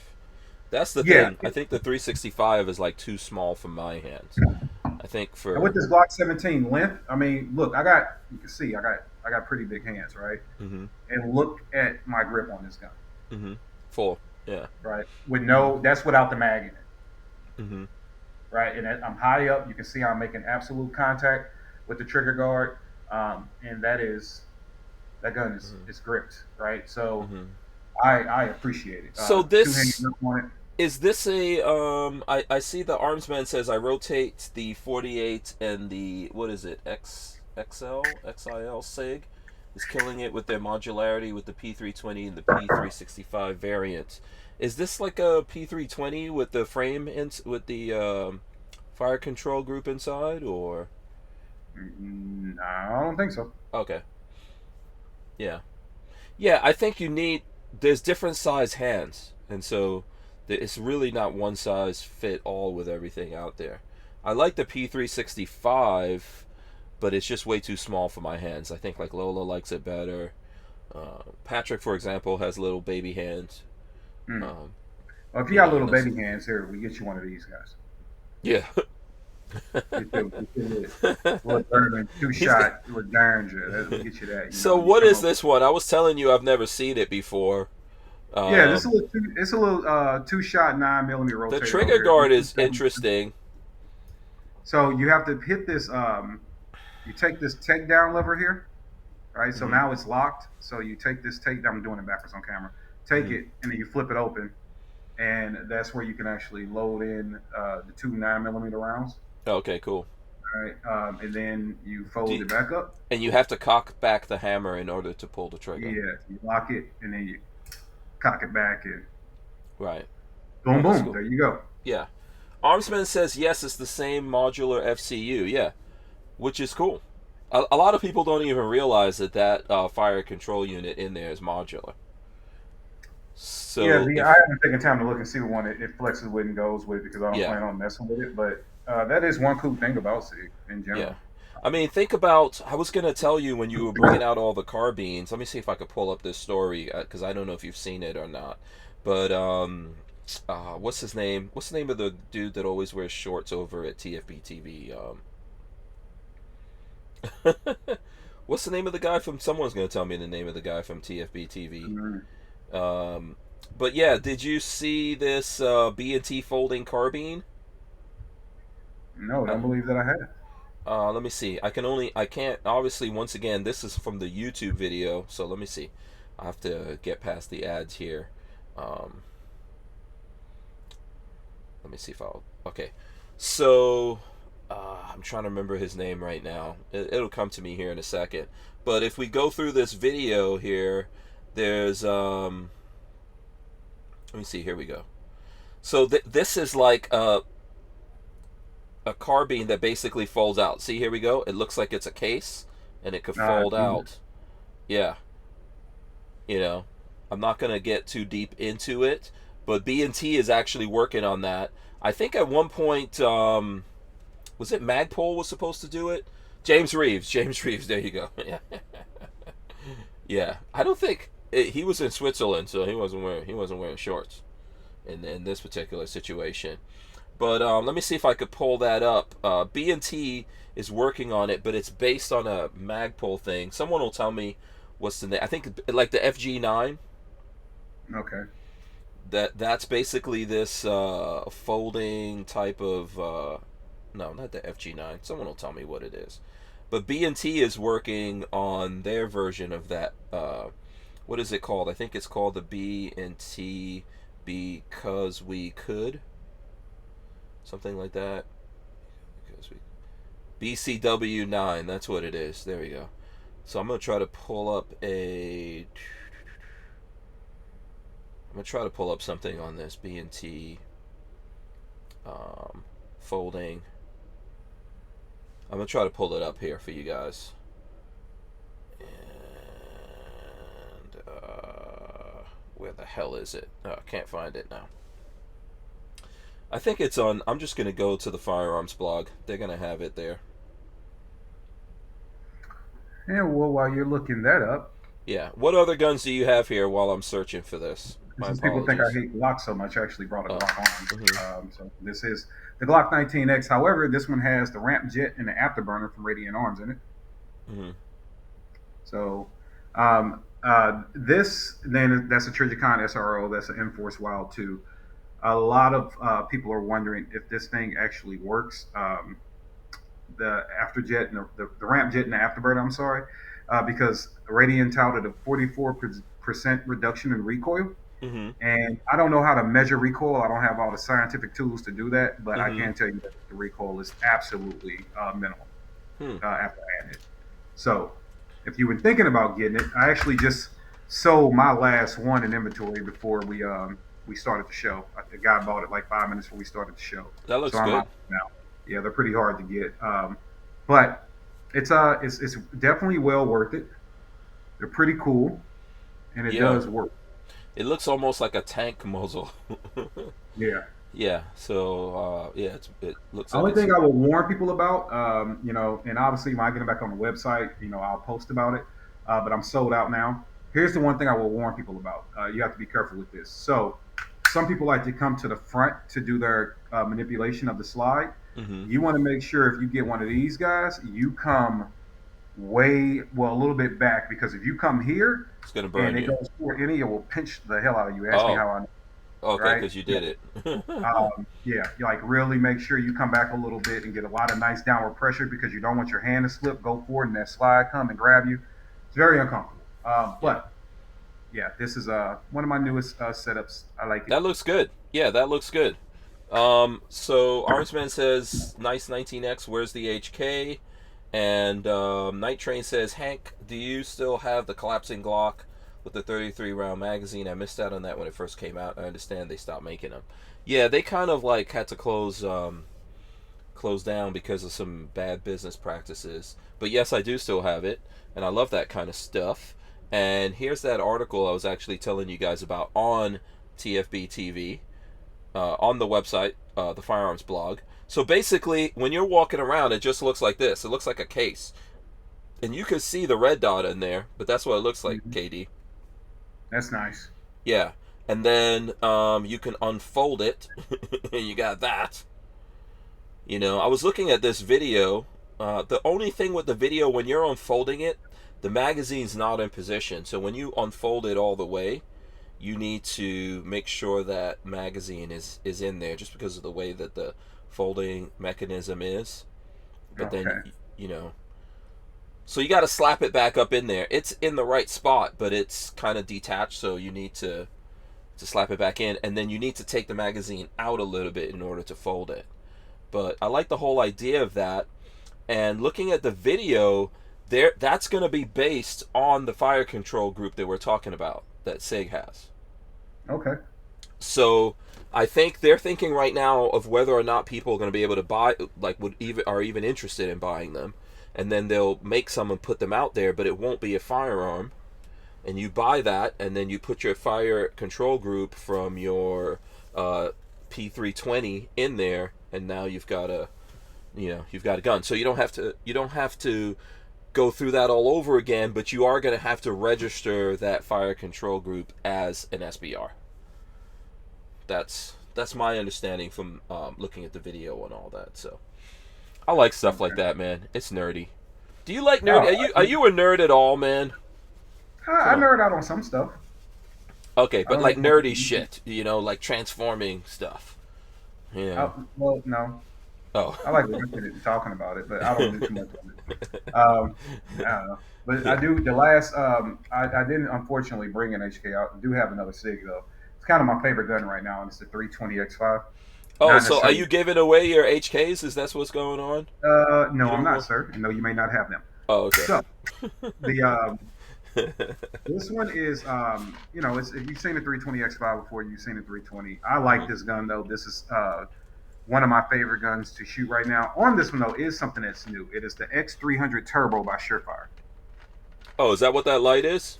Yeah, so that's the new light, the turbo. People are What? questioning, does that light actually work? Yeah, it does. This is definitely different. If you're looking for something to be able to pierce through like decent levels of window tint and something that has a higher center focus, a more hot beam that can also be blinding to light people with light sources coming into you, this thing is legit. I So, actually really, is it really enjoy how it. many Is it like the lumens that you're saying, or just how Yeah, it it's the spreads the Lumens and the light? Candela. I forget the Candela. The Lumens is Okay. 650 on this guy, and I forget about the Candela, but it's hot. Like that Oh, center focus on this thing is bright. I don't even know if this yeah, background is yeah. really See if just you hit that sweater with it. Okay, there you go. right. You see how center that is now. Hmm. Just for argument's sake, I mean, I could go get the other Surefire if you want me to. Yeah, yeah. You can. Okay. We got Let me time. get the regular Surefire. That way you can see those two things side Yeah, by side. yeah, Oh, yeah. trip over guns I got over here. Hold on. All All right, right. so I'm gonna grab the Canic with the Surefire. So and what was that you said that you will be giving away HKs? No, I didn't say that. Oh, okay. You know, we're clear about that. I don't need the people stalking my location. Where's my free gun? I'm still waiting for my truth. I don't know if I sold enough yet. Probably Nah, not. I don't think you did. I think you got 7 to go. But you gotta Seven? get No, this number keeps going up, man. Come on. 8 or 9 or something like that. Yeah, okay. So, all right, let me see here. Okay, so I got 2 dead triggers. All right, cool. So let's start off with the regular, sitting on the Canic Medi here. Okay. The regular Surefire X300 batteries are fresh in this thing, just so you know. Mm-hmm. I'll hold it over my shoulder here, Mm-hmm. let you guys see it. Okay, Yeah, Surefire's got some crazy stuff, man. there you go. All right, so everybody see that? Mm-hmm.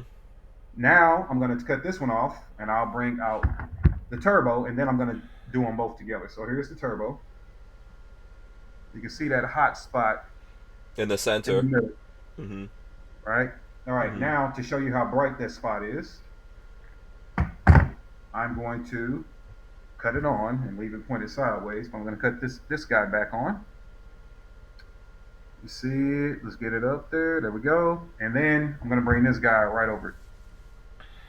Mm-hmm. And you see how hot that spot is? Mm-hmm. So it's like take it away and bring it back. And it is absolutely killing the regular 300. Yeah, Armsman says the X5 shoots like a dream. X300 Turbo is 66,000 Candela. The hell? It's the Candela is ridiculous. The lumens are 650. People are like, oh, why would you buy a 650? I keep telling people, man, about lighting. Like everybody's like, oh, I need all these lumens and I need all the lumens. I'm like, no, you need the right amount of lumens. And don't even get me started about what kind of, if you're going to be defending your home and what kind of paint you got. You want to throw like 1,200 lumens off a glossy paint you brought at Home Depot last week? Yeah, so Well, do the breakdown because I don't even understand it properly. What's the breakdown difference between lumens and candela?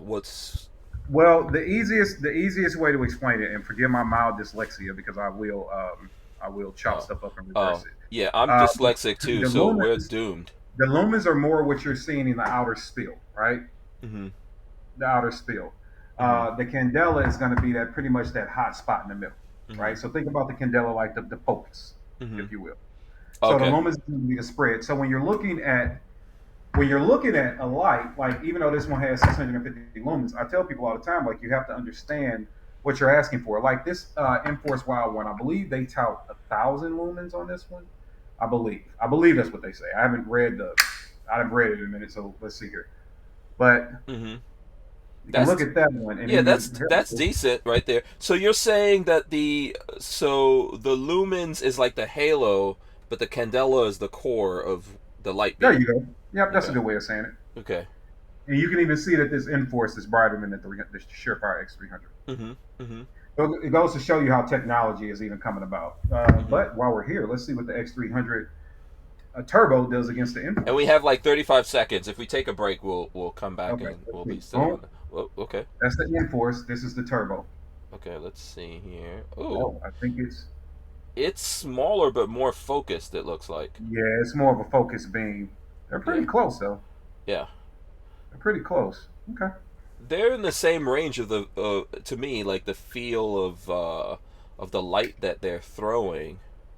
But also, I think that the turbo seemed like a whiter light. I could be wrong, and the other one was Uh, a yellower yeah, light. the We're Turbo. gonna take a break. Hold on, take a break. The Who Moved My Freedom podcast is made possible by our partners at 2A Commerce. Veteran owned and with over 20 years experience, 2A Commerce is the leader in custom e-commerce and web application development in the shooting sports industry. Clients include major brands such as Guard Dog Body Armor, Sylvan Arms, AccuFire Technologies, The Tactical Games, Warrior Knife Company, and yours truly, Hank Strange. Visit 2A Commerce and support this show by supporting them. Once again, visit the number 2acommerce.com. So, Jen Champ Jr. said, which is hotter? So, Well, between these two in particular, this Enforce Wild 2 and this Turbo, the Enforce does have more of a white to it. The Surefire has more of this yellowish tint. I think that has a lot to do with the lens and the bulb they chose. Um, but I mean, I'm looking at it on the ceiling here if I can actually see the spread of each. I mean, they're pretty damn close, man. I From think looking at the light emitting from them, like when as you're doing that there, put them closer to each other. So yeah, you see now, just angle them a little. Yeah, they're the spot in looking at it looks exactly the same. yeah, they're pretty close. Yeah. They are pretty close. Hold on, I got Oh, he somebody says coming. hotter to the touch. Does one of them get hotter than the other? No, come here. Now, no, I mean, no, I mean, they're both. I mean, they're warm, but it is what it Uh is. oh. You want to say hi? Hey, how's it going? What's going on? Okay. Pretty girl, go bit. Yeah. Okay, give me up. Sleep well, baby. Good Getting night. taller, man. She's Oh gonna yeah. be she's gonna be taller than you soon too, because I think your son is taller than you, right? Yeah. Close to it. Yeah. Oh, dude, taller. He's 6'3.5". Yeah, Yeah. yeah, He's already. He's yeah. towering over me. She's working her way up there too. Yeah, So, we'll see. Her mom's tall, uh, so she might get there. right. But yeah, these two. I don't. I don't think you can lose with either one. I do really like this turbo though. But I get a lot of lights to test them out. Really, with Yeah, battery, what they're going to do, how they're going to focus. yeah. I think you've Uh, been doing a lot of stuff with Enforce, but I know how you are when it comes to all this stuff. So you're looking at it, what everyone does. oh yeah, I I no longer yeah. work with Enforce as closely as I used to. Okay. Okay. But I'm non-biased. My thing is when we are telling or informing consumers about a Mhm. purchase, it's our job to be Mhm. as non-biased as possible. So Mhm. I'm not going to say you're going to lose. Now I will say this: now that this turbo is out, I'm not going to say the 300 is obsolete. But I'm going to tell you another company that I really really like, man. That you get a price point that's hard to beat is Streamlight. Mhm. Um, on one of my couple of my guns in there, I have the Streamlight TLR9 and the TLR9 Flex. That is a fantastic light Mhm. for half the cost of a Surefire. Yeah. Um, damn near. So, or at least $100 cheaper. So there are a lot of different options out there that people can get into. I like to give everybody all the options, everything that you want to run. I don't buy things because oh my god, this is what the cool kids are running. Mhm. I buy it because I want to test it out. If I like it, I keep it. If I don't, I keep it. That way, I can always show people why I didn't like it. Um, Mhm. but you know, Yeah. it is what it is. Yeah, everyone has their opinions. I see Armsman has his. He's putting in there, and Gen Champ Jr. I actually saw a short. So here's the thing. A couple months ago, Lola and I were in Arizona for the Overland Expo. That's it's not just vans, but I use my van for overlanding. It's a lot of trucks and all that kind of, pickup trucks and those big vehicles and all that. But here's something I'll share with you guys that I thought that was cool.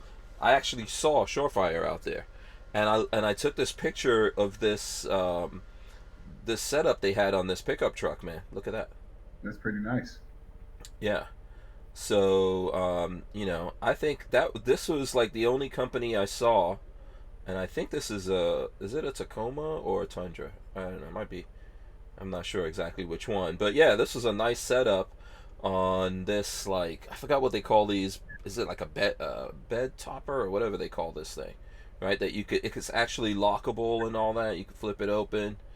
Um, got some nice gun setups in That's pretty there. nice. Yeah, you know. So I thought that was cool, like going to the show and actually, running into those dudes and looking at the lights. They were showing me some lights they have out there. That's probably, I think it's been out. That's a You little Stingray, isn't it? Yeah, I can't remember. You probably would know better than me. I like these. It's like USB rechargeable Hmm. little clip. I love that kind of stuff, man. So there's a lot of options out there. Oh I'm yeah, it's trying a to lot of see. stuff to get into. And I tell people all Yeah, the time, man, just research and get what you want. And what are you yeah, really going to use it for? yeah. Like a lot of people will put lights on their gun Mhm. and never go out and actually take a training Mhm. course, low light, no light, Mhm. low light with their firearm, right? So if you're going to buy a light and really be into lighting, I'm not saying you have to go take, Yeah. 17 courses a year dealing with light, but it might not be a bad thing to make it once a year to Yeah. go out and take a refresher course. Spend 6 8 hours of your day getting in on it. And speaking of lighting, I think you guys have. I want to show kind of a small. Someone a So, small change. So I think hmm everybody's probably seen this setup before. My little helmet setup with the oh yeah. PVS 14 See, sitting on you top of and it. Babyface need to do one of these and just geek out on your night vision. I mean, we definitely can. I'm really, I've really gotten into night vision. I want to focus on it a little bit more. I got a Hmm OpsCore helmet on order. I'm waiting on that dang on thing to come in. But hmm this is the helmet now. What I've done is, and I got to say this real quick story. So it's hmm unfortunate that somebody did this, but a guy that I know who didn't say it directly to me is hmm like, "Oh, did everybody see KD's nods?" And this was a while ago. It's like hmm everybody see KD's nods. Oh my God, he only has a mono, singular two sitting on top of his nods. Now I'm an adult and I have children, and I I didn't am even not know going to. this is a thing. It's a crime. Yeah, like you got one, two. So I guess because of who I am, or whatever that's supposed to mean, I guess hmm I'm supposed to only have the best of the best of the creme of the creme, and I'm supposed to show it to the internet. See, this is why I never like showing guns because hmm of people like that. hmm I don't think that it's. I think that there's a balance between saying, "Hey guys, here's this thing, you might like it," and "Oh, look at me, I'm better than you." And I don't Yeah. like that. All right, I hmm just like we're all cool, we're all friends. I just, if I got some, I'll show it to you. You know what I mean? hmm hmm So this was the single tube, and he's like, "Oh crap!" And then when I seen a picture of him, guess what he had on? A single tube. But um, it's got just He's people are just holding you weird. to a higher standard. By the way, Night Train says he likes Olight, which hey, there's some Olight that I think are cool too, man. Yeah, I Get mean, I yeah. got literally probably 15 Olights I sitting got over there on the Olights. screen Yeah, on the box. I think Um, I got a Olight laser pointer right here. I don't know if you saw that laser pointer that came out from them. nope, I didn't. Yeah, let me see if I I do can have get it these, on though. it. I think these are a little bit cooler than a laser pointer. Oh yeah, for sure. I gotta Um, get Babyface to come on here with you and fight it out about the Night vision. yeah about I night don't want to vision. fight with them. I would love to engage in it. It's just fun to me at this point. But these are from U.S. Night Vision. No, hold on. I want to get yelled Mm, at by the Night Vision Company. I'm sorry. The Night Vision Company. These are, no, I'm still saying it wrong. yeah. He'll be mad at me. It's okay. It's fine. Um, but I There's got the these. laser pointer for you in this. What Uh, is that messing up your night vision? Is it? Can you use this to throw off someone with night vision, like laser them? I mean, I they don't know. say you can, but it has to be more of a. When I went through the Don Edwards Night Vision training course, they talked about hmm that. You hmm have to have a concentrated beam that's Oh, sitting okay. there. But Yeah. yes, can you cause damage to them? Absolutely. hmm But these are dual tube white phosphors with an articulating bridge.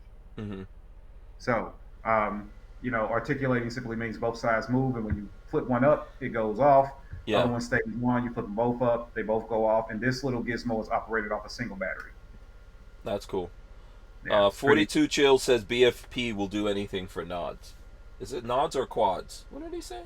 Quads. Yeah. Quads. The panos are cool. He's making some stuff. He's got some cool stuff going on. That's And good stuff there, man. yeah, those couple of the last things that hmm I added, and I'm like, after that I'm done. Then there's the other place. I saw somebody early in the chat was like, hmm I know what's wrong. KD's not smoking a cigar. I don't feel the best Oh today. yeah, that was the thing. Someone was talking about cigars earlier, and we just I skipped it. mean, even when it comes to cigars, I can still like show off some cigars. Now. Oh Like I'll put boy. in a box of Needham and Dimes if you know anything about the What the hell Jura is League. that, man? That looks like some European. What is that? Yeah, it's the Jura States League of Nicaraguan. Oh, But is that yeah, from? Is that the thing that Josh is affiliated with, or no? Remember Josh from Brownells? Oh, okay. no, that he has his own company down there. Oh, okay. This is not. But Oh, yeah, I got a damn, nice man. little box of Ligas here. Okay. Um, Humanoids right behind us, and then I am working. No different than I work with some of the gun companies. I am entering into a experiment with this guy. I just got a bunch of these sitting in the bag right now. This is a company, Kiki Momo. hmm So they got some pretty good cigars. I've been obviously trying them out. Me and this guy are gonna probably be working together. I'll help bring him over into the 2A realm. Okay. I like him. I like his quality. He's a former cop. He's a really, really good guy. hmm So we'll continue to chit chat about it. But I will be giving out some samples of those at the IREC Veteran Shoot. Mm-hmm. I'll also be having some samples for. I got a trip to take up to USCCA, then another one to take to Barnauls coming up here. So I'll have a couple of guys. I'll treat Mm-hmm. them to a cigar, get your input and their take back. But yeah, I got cigars around me, man. Absolutely. Yeah, you're not smoking right now. You're on a hiatus or something. No, it's not that. My wife gave me a summer coat. I knew I shouldn't have kissed that woman. I, I just wanted to feel her Okay. lips on mine, and she already wasn't feeling well. She kind of gave it to me. So, Oh yeah, boy. that's what happened. Yeah. uh,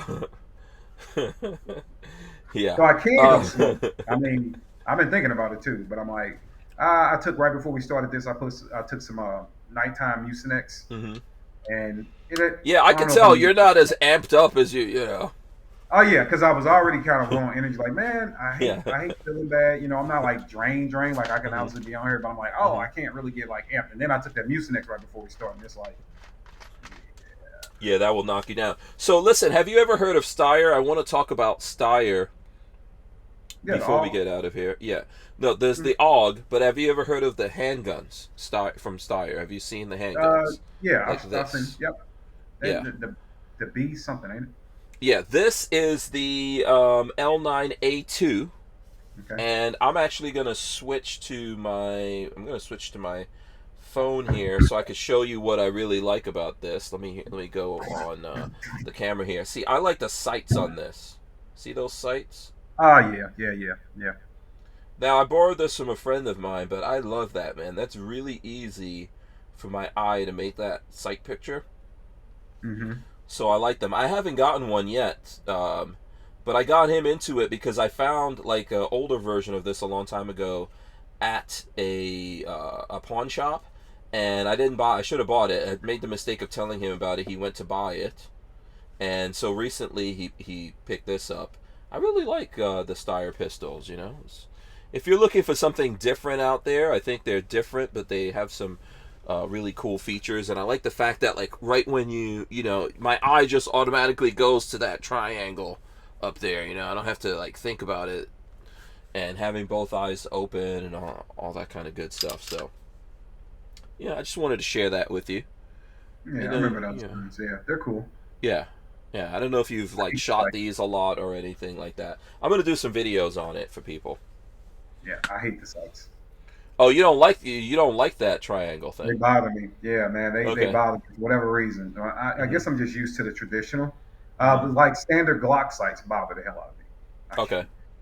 can't. If it's not, I do. The only other sighting system that I don't seem to mind is the Hmm. XX big dot sights Uh huh. because you kind of lollipop them, Yeah. and that seems to be all right. Not necessarily the most accurate, if you will, but they definitely work for self defense. Yeah, that But throws me off because I never know. Like, some guns are like that, right? You kind of have to go lollipop on that front side, or that mhm. always is a thing for me with a different. So I like to know where my, what my sight picture is supposed to be. That's why I like that. I should have gotten into it. I'm gonna try to get into it more and see how it is. But because I feel like it's the most natural thing for me, even though I do other stuff. Anytime I handle them, I always feel like, oh, this is real natural for me to go to the pyramid. So And look, that's very important, man. If it works yeah. for you, hey, Hmm. Yeah, that's what matters. that's one of the really important things out there, like grip, all that kind of stuff. Mhm. It really needs to be like what works for that person. So I um tell people that all the time. While all the yeah. internet experts tell you that you have to Yeah. have this, you have to have that. Yeah, right. Yeah, you don't have to do anything. You just have to do what works for you. I'm going to do this real quick, and then we're going to get into some stuff with the time that we have here. I know we're kind of like running down a little bit with time. I'm going to do this now because I tried to do it last night and everything went crazy. But yes, guess what? If you're buying anything from Brownells and you use the code STRANGE10, you can save 10% off when you buy over 150 bucks. You get 10% off, so if you spend 150 bucks, you get 15 bucks, and it goes up from there depending on what you spend. So use that code STRANGE10, and I made this cool little image. It's like a throne of, I didn't make it.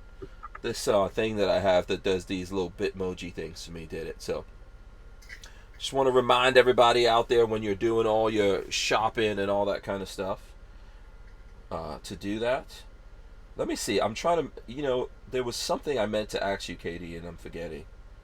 Uh, I'm trying to look through what other stuff. You know what? Actually, you probably want to tell people again about the Greenwood project before we run Yeah, out of time I think we here. only Yeah, got 4 minutes. So the yeah. Greenwood Project, in short, is the place where we're going to bring human enrichment and the Second Amendment together. The land has been purchased. The land is about an hour south, give or take, about 55 minutes south of Atlanta.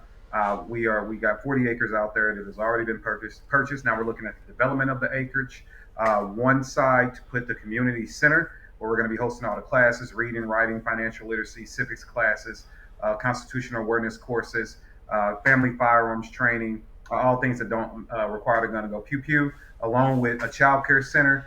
And then surrounding the building in the immediate area will be gardening, farming, where people are going to learn to do those hand skills. On that side as well, we'll have some bushcraft, basic survival stuff. Hey, what happens when your car breaks down? Kind of classes going on. That will enrich the human beings. On the other side of the property, we're going to do all the shooting, to where we're going to allow other small businesses that are firearms training companies, a limited amount of them, to operate on the land, where we can train people in a responsible manner. So that's what we're looking to do. That is the Greenwood Project. It is a nonprofit project. We are looking for donations. Please consider making a donation to the Greenwood Project at GoFundMe.com/aiming for the truth. It is an aiming for the truth project. It's called Greenwood.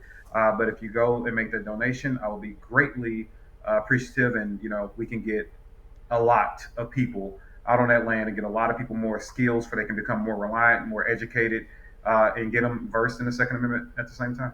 Yeah, Lola put that link up in the chat again, but if you Google GoFundMe NOC aiming for the truth, it'll be easy enough for you guys to find that.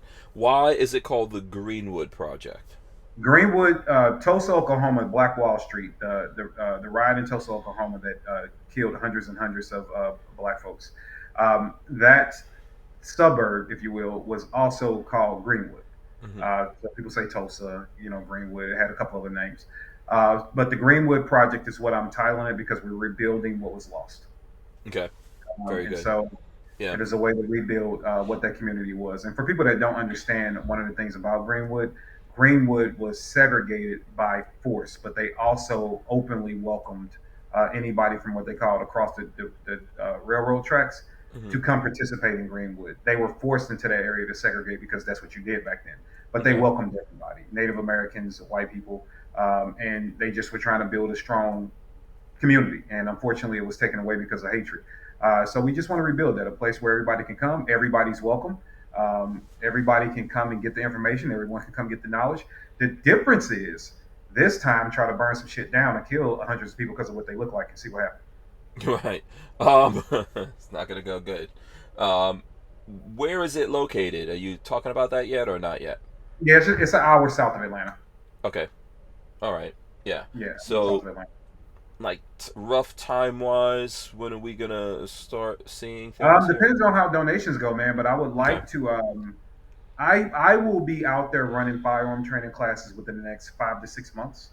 Hmm. No Other Choice will be up and running. There will be, and then we can obviously start some of the bushcraft stuff, because it doesn't necessarily have to require a building.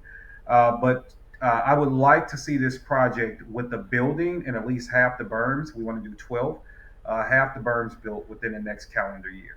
That is my Okay. goal. Okay. That's what I want to do. I'm going to hurry up and get No Other Choice out there operating on the land, so we can use some of the proceeds from the training to continue the building out of the berm side of things, while fundraising for the rest of the property. But this is going to be this is going to be a big deal. Like, Hmm. this is the first of its kind. You've never heard or seen of anything like this of its kind, and I think that a few $100,000, especially for the amount of money that's spent to take our rights, Hmm. we can damn sure invest it in protecting our rights, at the same time showing people we actually care about them outside of the gun. Okay, cool. And do you have any big companies in the firearms industry on Yeah, board yet? I'll release more details of what Okay. they've actually did later, but let's give a Hmm. big shout out to Brownells and USCCA. Let's just say, without those two, this would Hmm. not be possible. They came through in a huge way. Okay, very cool. All right, we're gonna take a quick break here. We're gonna come back and wrap everything up. So if you guys have questions, let me know. We wouldn't be able to keep the Who Moved My Freedom podcast going without the support of manufacturers like Safety Harbor Firearms. SHF is a quintessential family-owned small business, totally representative of the American dream. Safety Harbor Firearms is a Florida-based manufacturer of the compact entry stock and the SHTF 50 upper for an AR-15 lower. Also, SHF happily delivers on your Sten gun parts needs. So don't forget to check out stenparts.com and safetyharborfirearms.com. All right, so let's see here. Cruiseman says I-75 South or I-85 South? 75. 75. Boom. There you go. Okay, so about an hour south of Atlanta. Mm-hmm. All right, there you go. Yeah. That's the right direction from Atlanta, in my opinion. Yeah, it is closer. It's going south towards Florida.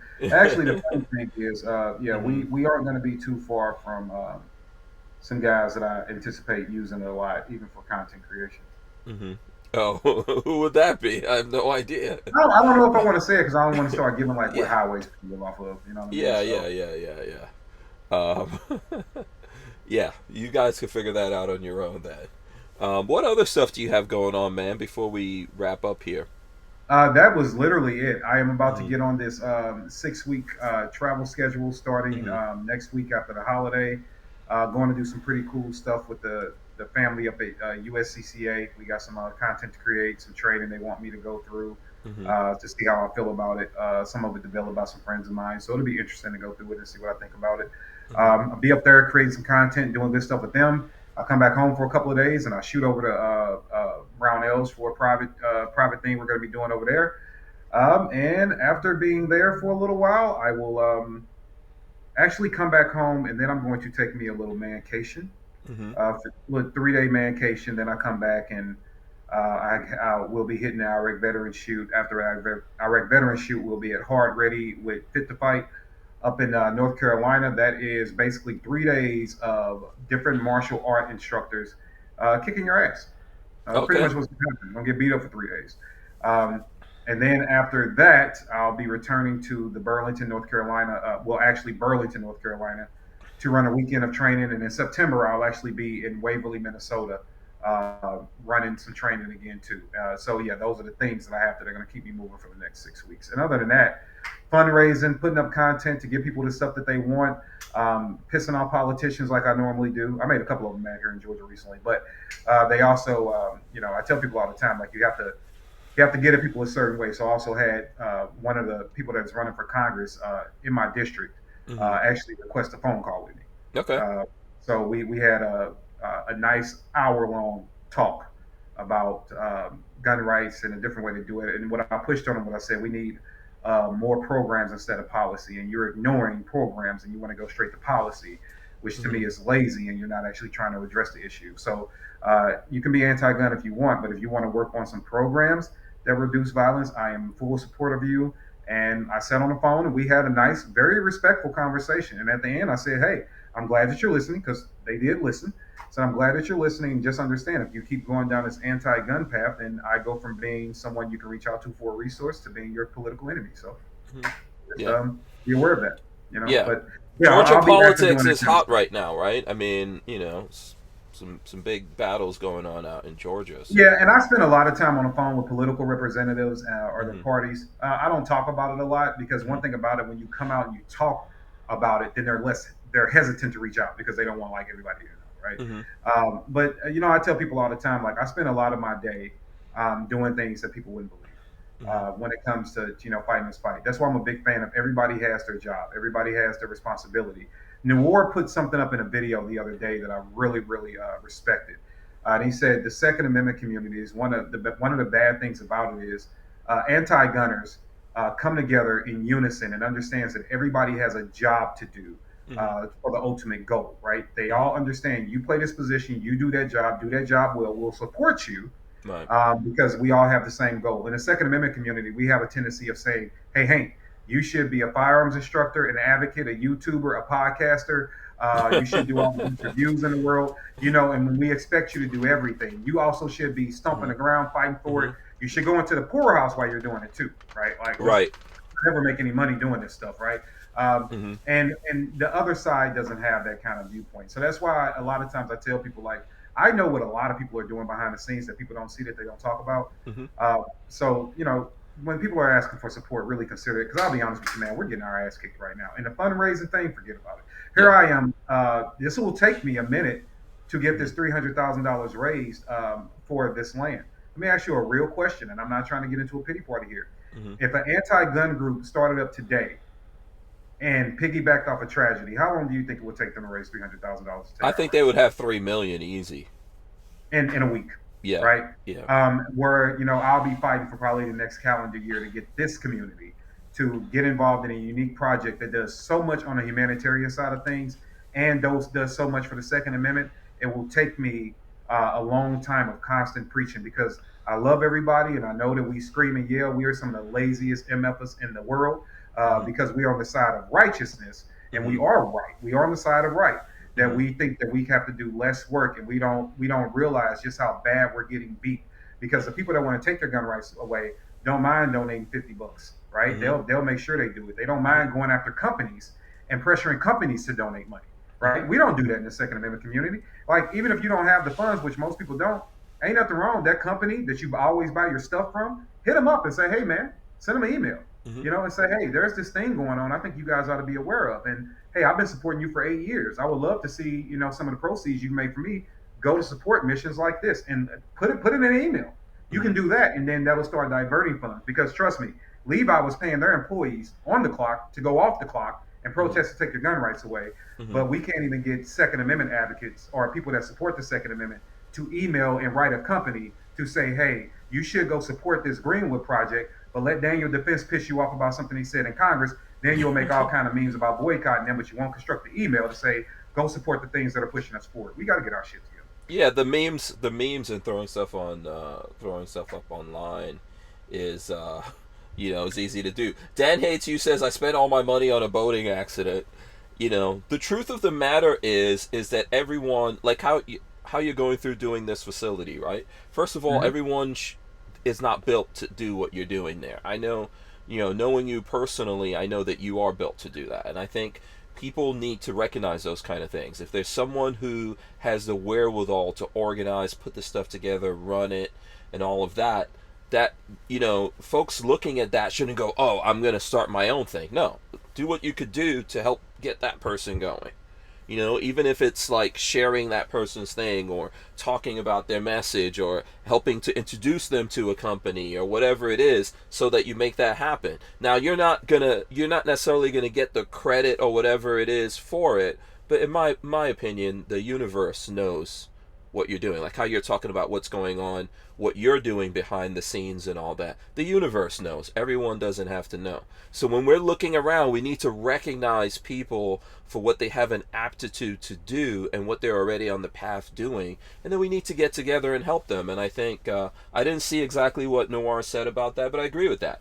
And I think that he's one of the people that does certain, like, who else can do what he's doing, man? Who else can put out that message and talk to those people? I don't know. Yeah, everybody.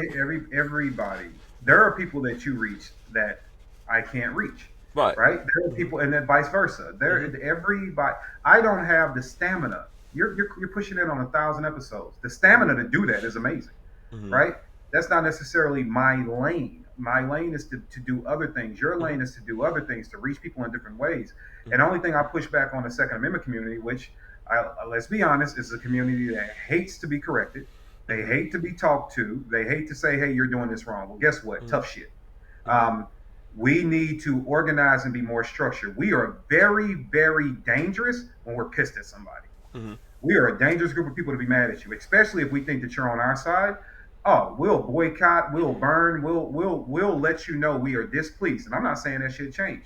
Mm-hmm. But when it comes to the support, and I don't mean a big organization, I'm talking grassroots shit, Mm-hmm. right? When it comes to the support of it, then we get silent. It's like, hey, cool, I might like the photo. Like, for example, The video I put up, and I put up a couple of snippets on my page recently, where I'm working with the boys from Albany, Georgia, the Exes for Boys preparatory school. Hmm. Yeah, I That is a saw that. school. Hmm. That is a school that right now, no other choice is going to be. Well, not going to be. We are. We are. We had the first session this weekend. We have structured a training course for that school for students and staff for the year. The students and staff are required to go through and have firearms education. And no other choice, along with Kids to Kings, are going into that school, and we are providing. Now, obviously, we're not taking real guns into the school for anybody who loses their crap. It's a program, it's a progressive thing. We have a range for them to use that they'll be using the range when it's time to actually shoot. But that goes with mindset, that goes with education, that goes with de escalation, that goes with dealing with any kind of mental trauma and frustration they have. It's a complete curriculum Hmm. that includes firearms. So we're actually working right now actively in the program where a school is mandating firearms training, and we're doing that at a net negative right now because we can't get donations. Hmm.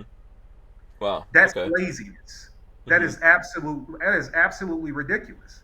Now, granted, I can go to some of my partners and they've been great to say like GSM is great. Like, oh, what do you need? Absolutely, we'll help out. All right, but when we go out to the regular public for that, it's like, hey guys, if you got $15, $5, $3, whatever you have, you can not only assist with the Greenwood project, but even when we need to put gas in the cars, chip in for a hotel room because the school is 100% funded off donations, Hmm. right? Hmm. So how many people can say that they're doing that? And sometimes I don't say anything when people are like, hey, why aren't you yelling at this company about this statement they made? Why aren't you yelling at this supposed to be, like when everybody wanted me to yell at Tim Kennedy, right? Because of the Hmm. stuff he said. I'm like, okay, you want me to go and take time out of my day to break down a Tim Kennedy comment or explain to you outside of what you already read for yourself why you should be mad at Springfield or whoever, fill in the blank, Ruger, whoever Hmm. you want to be mad at that day. Understand my frustration when I am actually out doing the things that cause the change that could get the law swayed, and you want me to spend 30 minutes going off on people instead Hmm. of 30 minutes trying to fundraise so we can make sure we support the one school in this state that's saying firearms training is mandatory for staff and students. I want to focus on that, and I need you to give me the energy to focus on that. Don't come asking me when I'm going to go off on somebody, when I'm going to comment on it. You can read just like I read. If you're upset about it, please be upset about it. I'm not saying that someone, it doesn't even have to be the aforementioned. I was just using them for examples. If someone wants to be mad, concerned, upset about something that someone or an organization made that is against the Second Amendment, I fully support you having a voice in doing that, right? Hmm. Absolutely. But understand something. In the role that I play, I don't have time for drama. I'm trying to make a change. I will Hmm. address things on a larger level when I know they impact us, but I'm not going to get into a petty beef online with an influencer because they had a different opinion. You go get them for that shit. But while you're going to get them and making memes about them, have fun with that. I might even like a couple of them, Right. right? But I am over here actually trying to do things that are impactful, Or, that are or changing the or or narrative. just take that energy. Like, why should that energy be wasted on any of that? Take that I'm not. energy and I'm not saying you. I'm saying that anyone out there who's looking for something to do, take that energy and share KD stuff, man. Yeah, How do about that. that? Like, you know how great it is when they're Yeah. still trying to say, everybody's like, oh, the Hmm. left, party of racism. Great. I'm not going to say I'll argue with you. You know Hmm. how awesome it is to watch me standing in a room with a bunch of young black boys talking to them about de escalation and pick up the gun? You know how much that pisses that party off? Hmm. Right? So where is the support to make sure that we're kicking them in the nuts with that? Where is Hmm. that support? Hmm. Right? You know what it is? It's not a sharing a post. It's not a buying a badge. It's not a making a donation. It's normally met with criticism. You know how many comments I had that was been shared on another page of a video I haven't put out yet, where I say to the men, as young black men, the world isn't looking to coddle you. Instead of people being more concerned with the fact that I'm trying to reach the young boys in front of me, you got about 7 or 8 of the comments that are like, well, this message is for all Americans. Shut the fuck up. Hmm. I am talking to a specific group of people that everybody in America is waiting to label them the next people from Chicago. Right, They're waiting on but these also a young lot boys of people want the this specific group of people to be spoken to. So when someone speaks to them, like, roll with it. exactly, because then it's like somebody needs to go correct this. Somebody needs to get control. Yeah. Look at this. Where's the leadership? And then Right. you see a leader, you hear a leader speaking to them, and Hmm. then you're, well, this goes for all Americans. This shouldn't just be, shut the fuck up. Shut the fuck up. We are talking to a specific group of young men, and nobody in the world with this selective ass blindness can ever say about me that I don't speak up for all people. I also just gave a speech to white men about the fact that they are leading this country in suicide over the age of 45 and the reasons why, but nobody wants to talk about that. And I gave that message specifically to white men that are stressing themselves out, not addressing their mental health. And when they get over the age of 45 to 55, where most men actually start committing suicide, they are leading those numbers by pure numbers and stats. So when I poured back out into white men to say, hey, guys, this is not okay. Let's have a conversation. Let's get you back under control. This is alarming, but your group is like out of control with this shit. So let's have a conversation about you. Nobody said, well, what about the Asian men? Because that message was tailored for the white men because of how they were affected by it. But as soon as I say something about, hey, yo, young black boys in this room, full of 13, 14, and 15-year-olds that I'm having a conversation with, then it's, no, this could go for all Americans. Shut your dumb ass up. I don't, you know what? The woman said something to me once, and I didn't understand it when she said this to me about 10 years ago. She was like, son, it was an older lady. She said, son, there are certain conversations that only we should have and everybody shouldn't be privy to. Right? Okay. And I was like, well, for accountability and responsibility wise, I think we should have the conversations publicly where people can know that there's change and they can probably support the change. But the more and more of those dumbass comments I see come through, the more and more I understand what she was saying. How come you just can't acknowledge the fact that there is a man that these kids relate to that is speaking a message to these children the way that they're going to grab it? That's not anti anything. You're talking to a particular group of young men in a particular room for a particular reason with a particular mission. So just like if I go talk to a group of white men about suicide, I told them, I'm talking to who's leading suicides in this country. They were like, well, men. I said, what men? They were like, black men. I said, no, white men. You. And it was 200 of them standing in front of me. You. And this is something that you need to do to correct that. Let's talk about those steps. Yeah, and there's a difference between men killing. Yeah, there's a difference between men killing each other and men killing themselves, and there's different issues. Here's the thing, man. Like, I forgot who said the line, but there's a line where a rapper said, "I've been everywhere and you're never there." What I know about you, like, we're talking about social media here, but I know that you go to a lot of places, you do a lot of things, and all of that. And the easy thing on social media is for people to talk a lot of shit. So, but they don't actually go anywhere. They're never there doing it. And ultimately, I think that's the most important thing. I've been in law enforcement seminars with 3,000 law enforcement officers and community leaders. They asked me to come out there and speak. That was right before COVID. I'll go into a room full of white men and have a conversation. I've been in a room full of self-identified rednecks that live off the land with a few hundred of them having a conversation about self-reliance, but how they can actually build alliances with people from outside their communities and what those avenues look like to strengthen their stronghold of being independent from the government. Right? But nobody wants to talk about that. But as soon as I'm in a room full of young black men and I say something about them being black, then people want to lose their shit. Then everybody want to say it's all equal. I'm not talking to you. The message isn't for you. It's no different than I'm not taking them out and giving them the same kind of gun training that I would give an adult. That's not for them. I'm not having a conversation with them about using a gun in self-defense. I'm not having a conversation with a 14-year-old that doesn't have any firearms education about the gun laws and self-defense and the Constitution. You have to talk to them about things that are relative and relevant to who they are and what the situation is. Absolutely. Public speaking 101. Consider your audience, right? And unfortunately, we're letting some people inside these rooms for these conversations, and they're so busy wanting to be heard. They got to let their little opinion be heard. They're spending less time saying, in a big picture, how does this alliance help me achieve freedom? You know how it does? Because if he can turn, instead of looking at it like, oh, he's talking to a room, it's a dozen young men in this room, and I don't like the fact that he said the word black. Or you can look at it and say, oh, he's keeping 12 young men, or doing his part to keep 12 young men from being part of the prison system.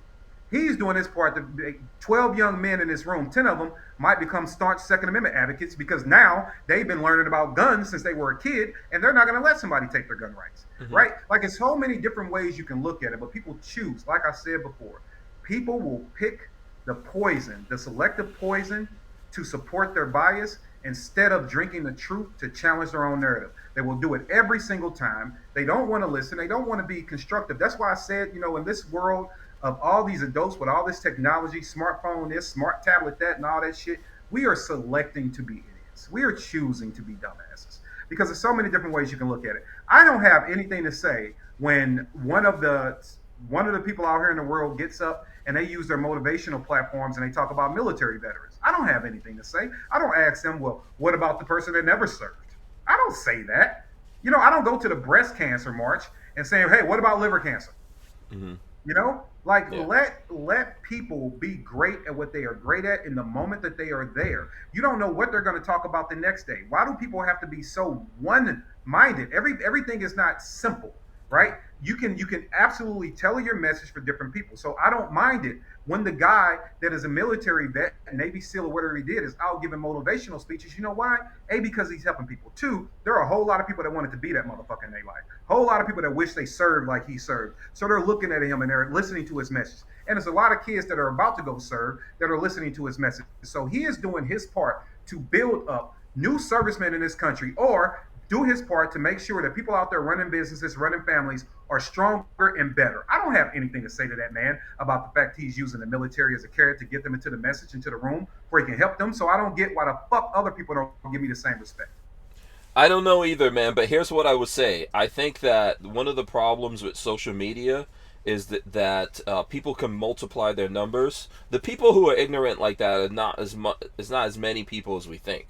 I'm not saying it's a few people, but people can multiply their numbers on social media, man. When I see real people out there, I think they appreciate what you do and what other people are doing. I think unfortunately the frustration here is, like you were saying, the funding, and I don't know how to figure that out because I talk to a lot of people doing good things out there, and they are having a tough time, like you said in the beginning of this, getting funded.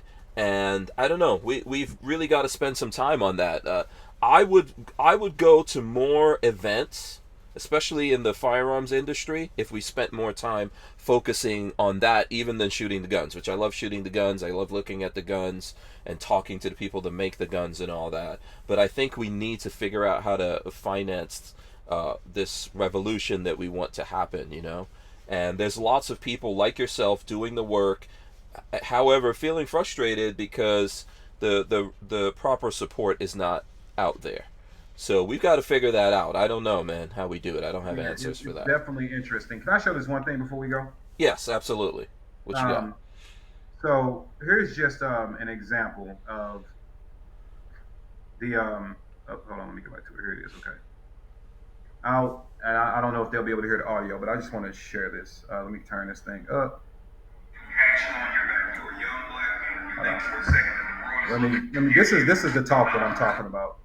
The world is not going to pat you on your back. You're a young black man. You think for a second that the world is looking to give you cookies and cakes to coddle you and make sure that you're okay and you feel good. You were sadly mistaken. There are consequences for your actions. There are also consequences for your inactions. And inaction in that situation is not walking away. You have to be able to own that and understand that. Because I would much rather have that 10 minutes of tough conversation with you rather than somebody telling you for 10 years when you can this, when you can go outside, when you can see your family, when you can eat.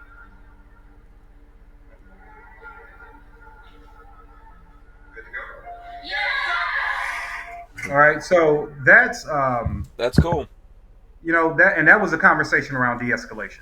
All right, walking away from problems and not letting your pride and ego get in the way. So it was a snippet of a larger conversation. We need more of that, man. I'm with you. We need more of that. We need to figure out how to, not like I see people saying it here. Not everyone here necessarily has it, and I know, like, I don't think you're talking to the folks here. I think you're talking about. It's not even about.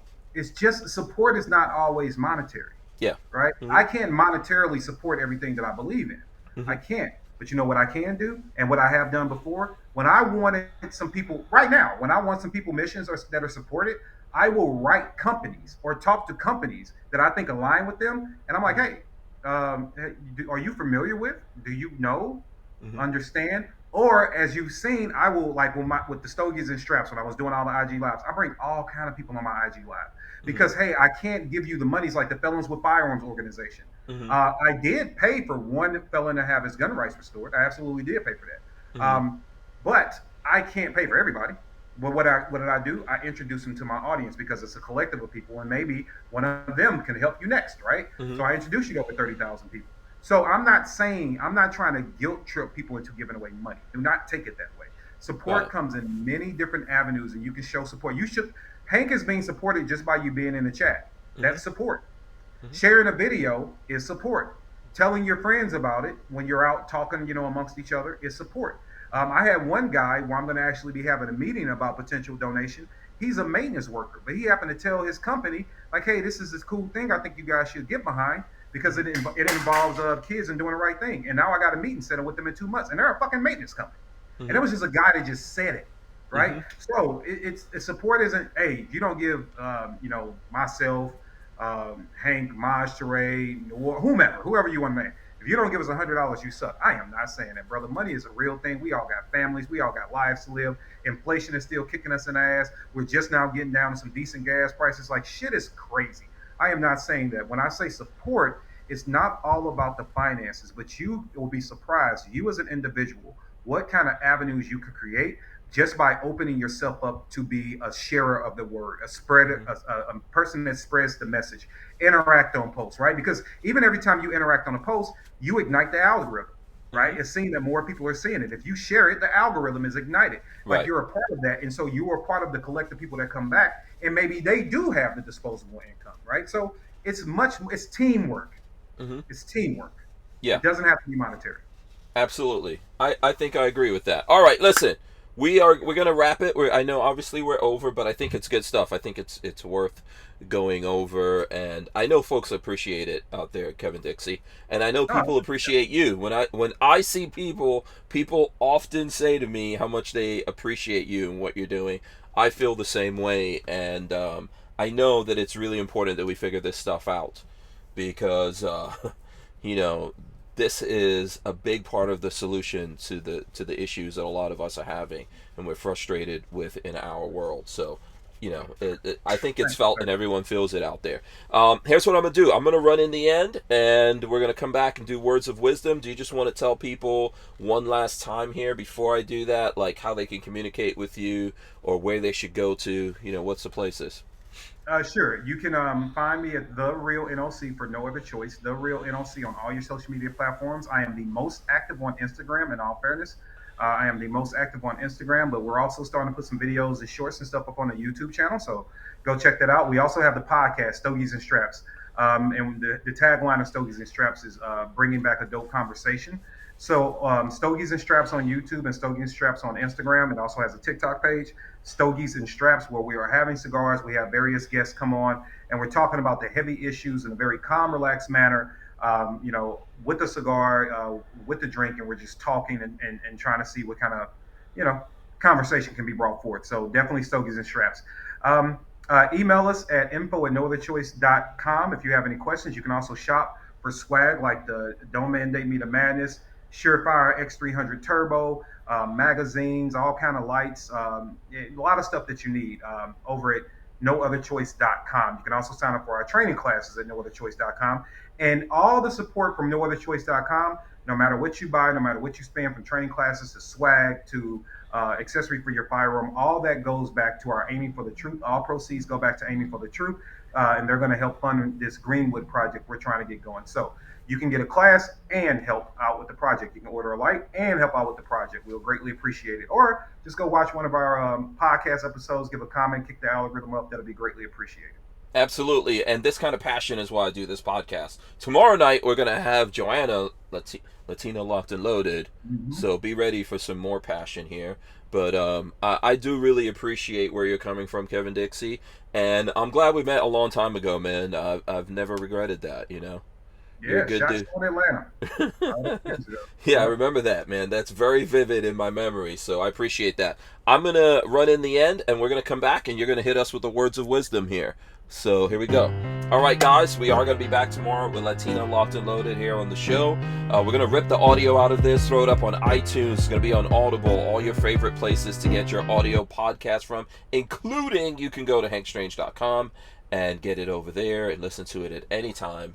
Kevin Dixie, words of wisdom. De-escalation.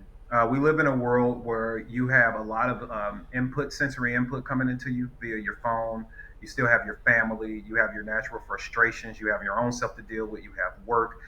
You have this economy to deal with. If you're politically aware, that burdens on you.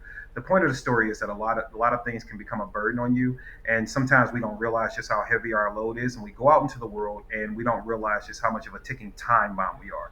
So what I would encourage everyone to do is to think about your pressure points. Find something to do that relieves pressure from you. If you continue to take money out of the bank and you never make deposits, you are eventually going to deplete that bank account. It's the same thing with your emotions, same thing with your patience, right? You have to go through things that refill that account so you always have an abundance to operate from. I would like to encourage you to walk away from negative situations. If you have to feel like the smaller person in that situation, so be it. But you have an opportunity to probably save a life in that situation. And sometimes the life you save is your own. Walk away. No one is worth you losing your family, your dignity, your integrity, just to prove that you're tougher than the next person. De-escalation and deprogramming all the negativity that exists inside of you, and fill yourself with more love, patience, and joy. And I hope you live a life of abundance. Absolutely. Thanks very much, Kevin Dixie. Appreciate and love you, man. Love I'm you going to too. hit. Absolutely. I'm going to hit the buttons here. I'll see you guys tomorrow. Peace.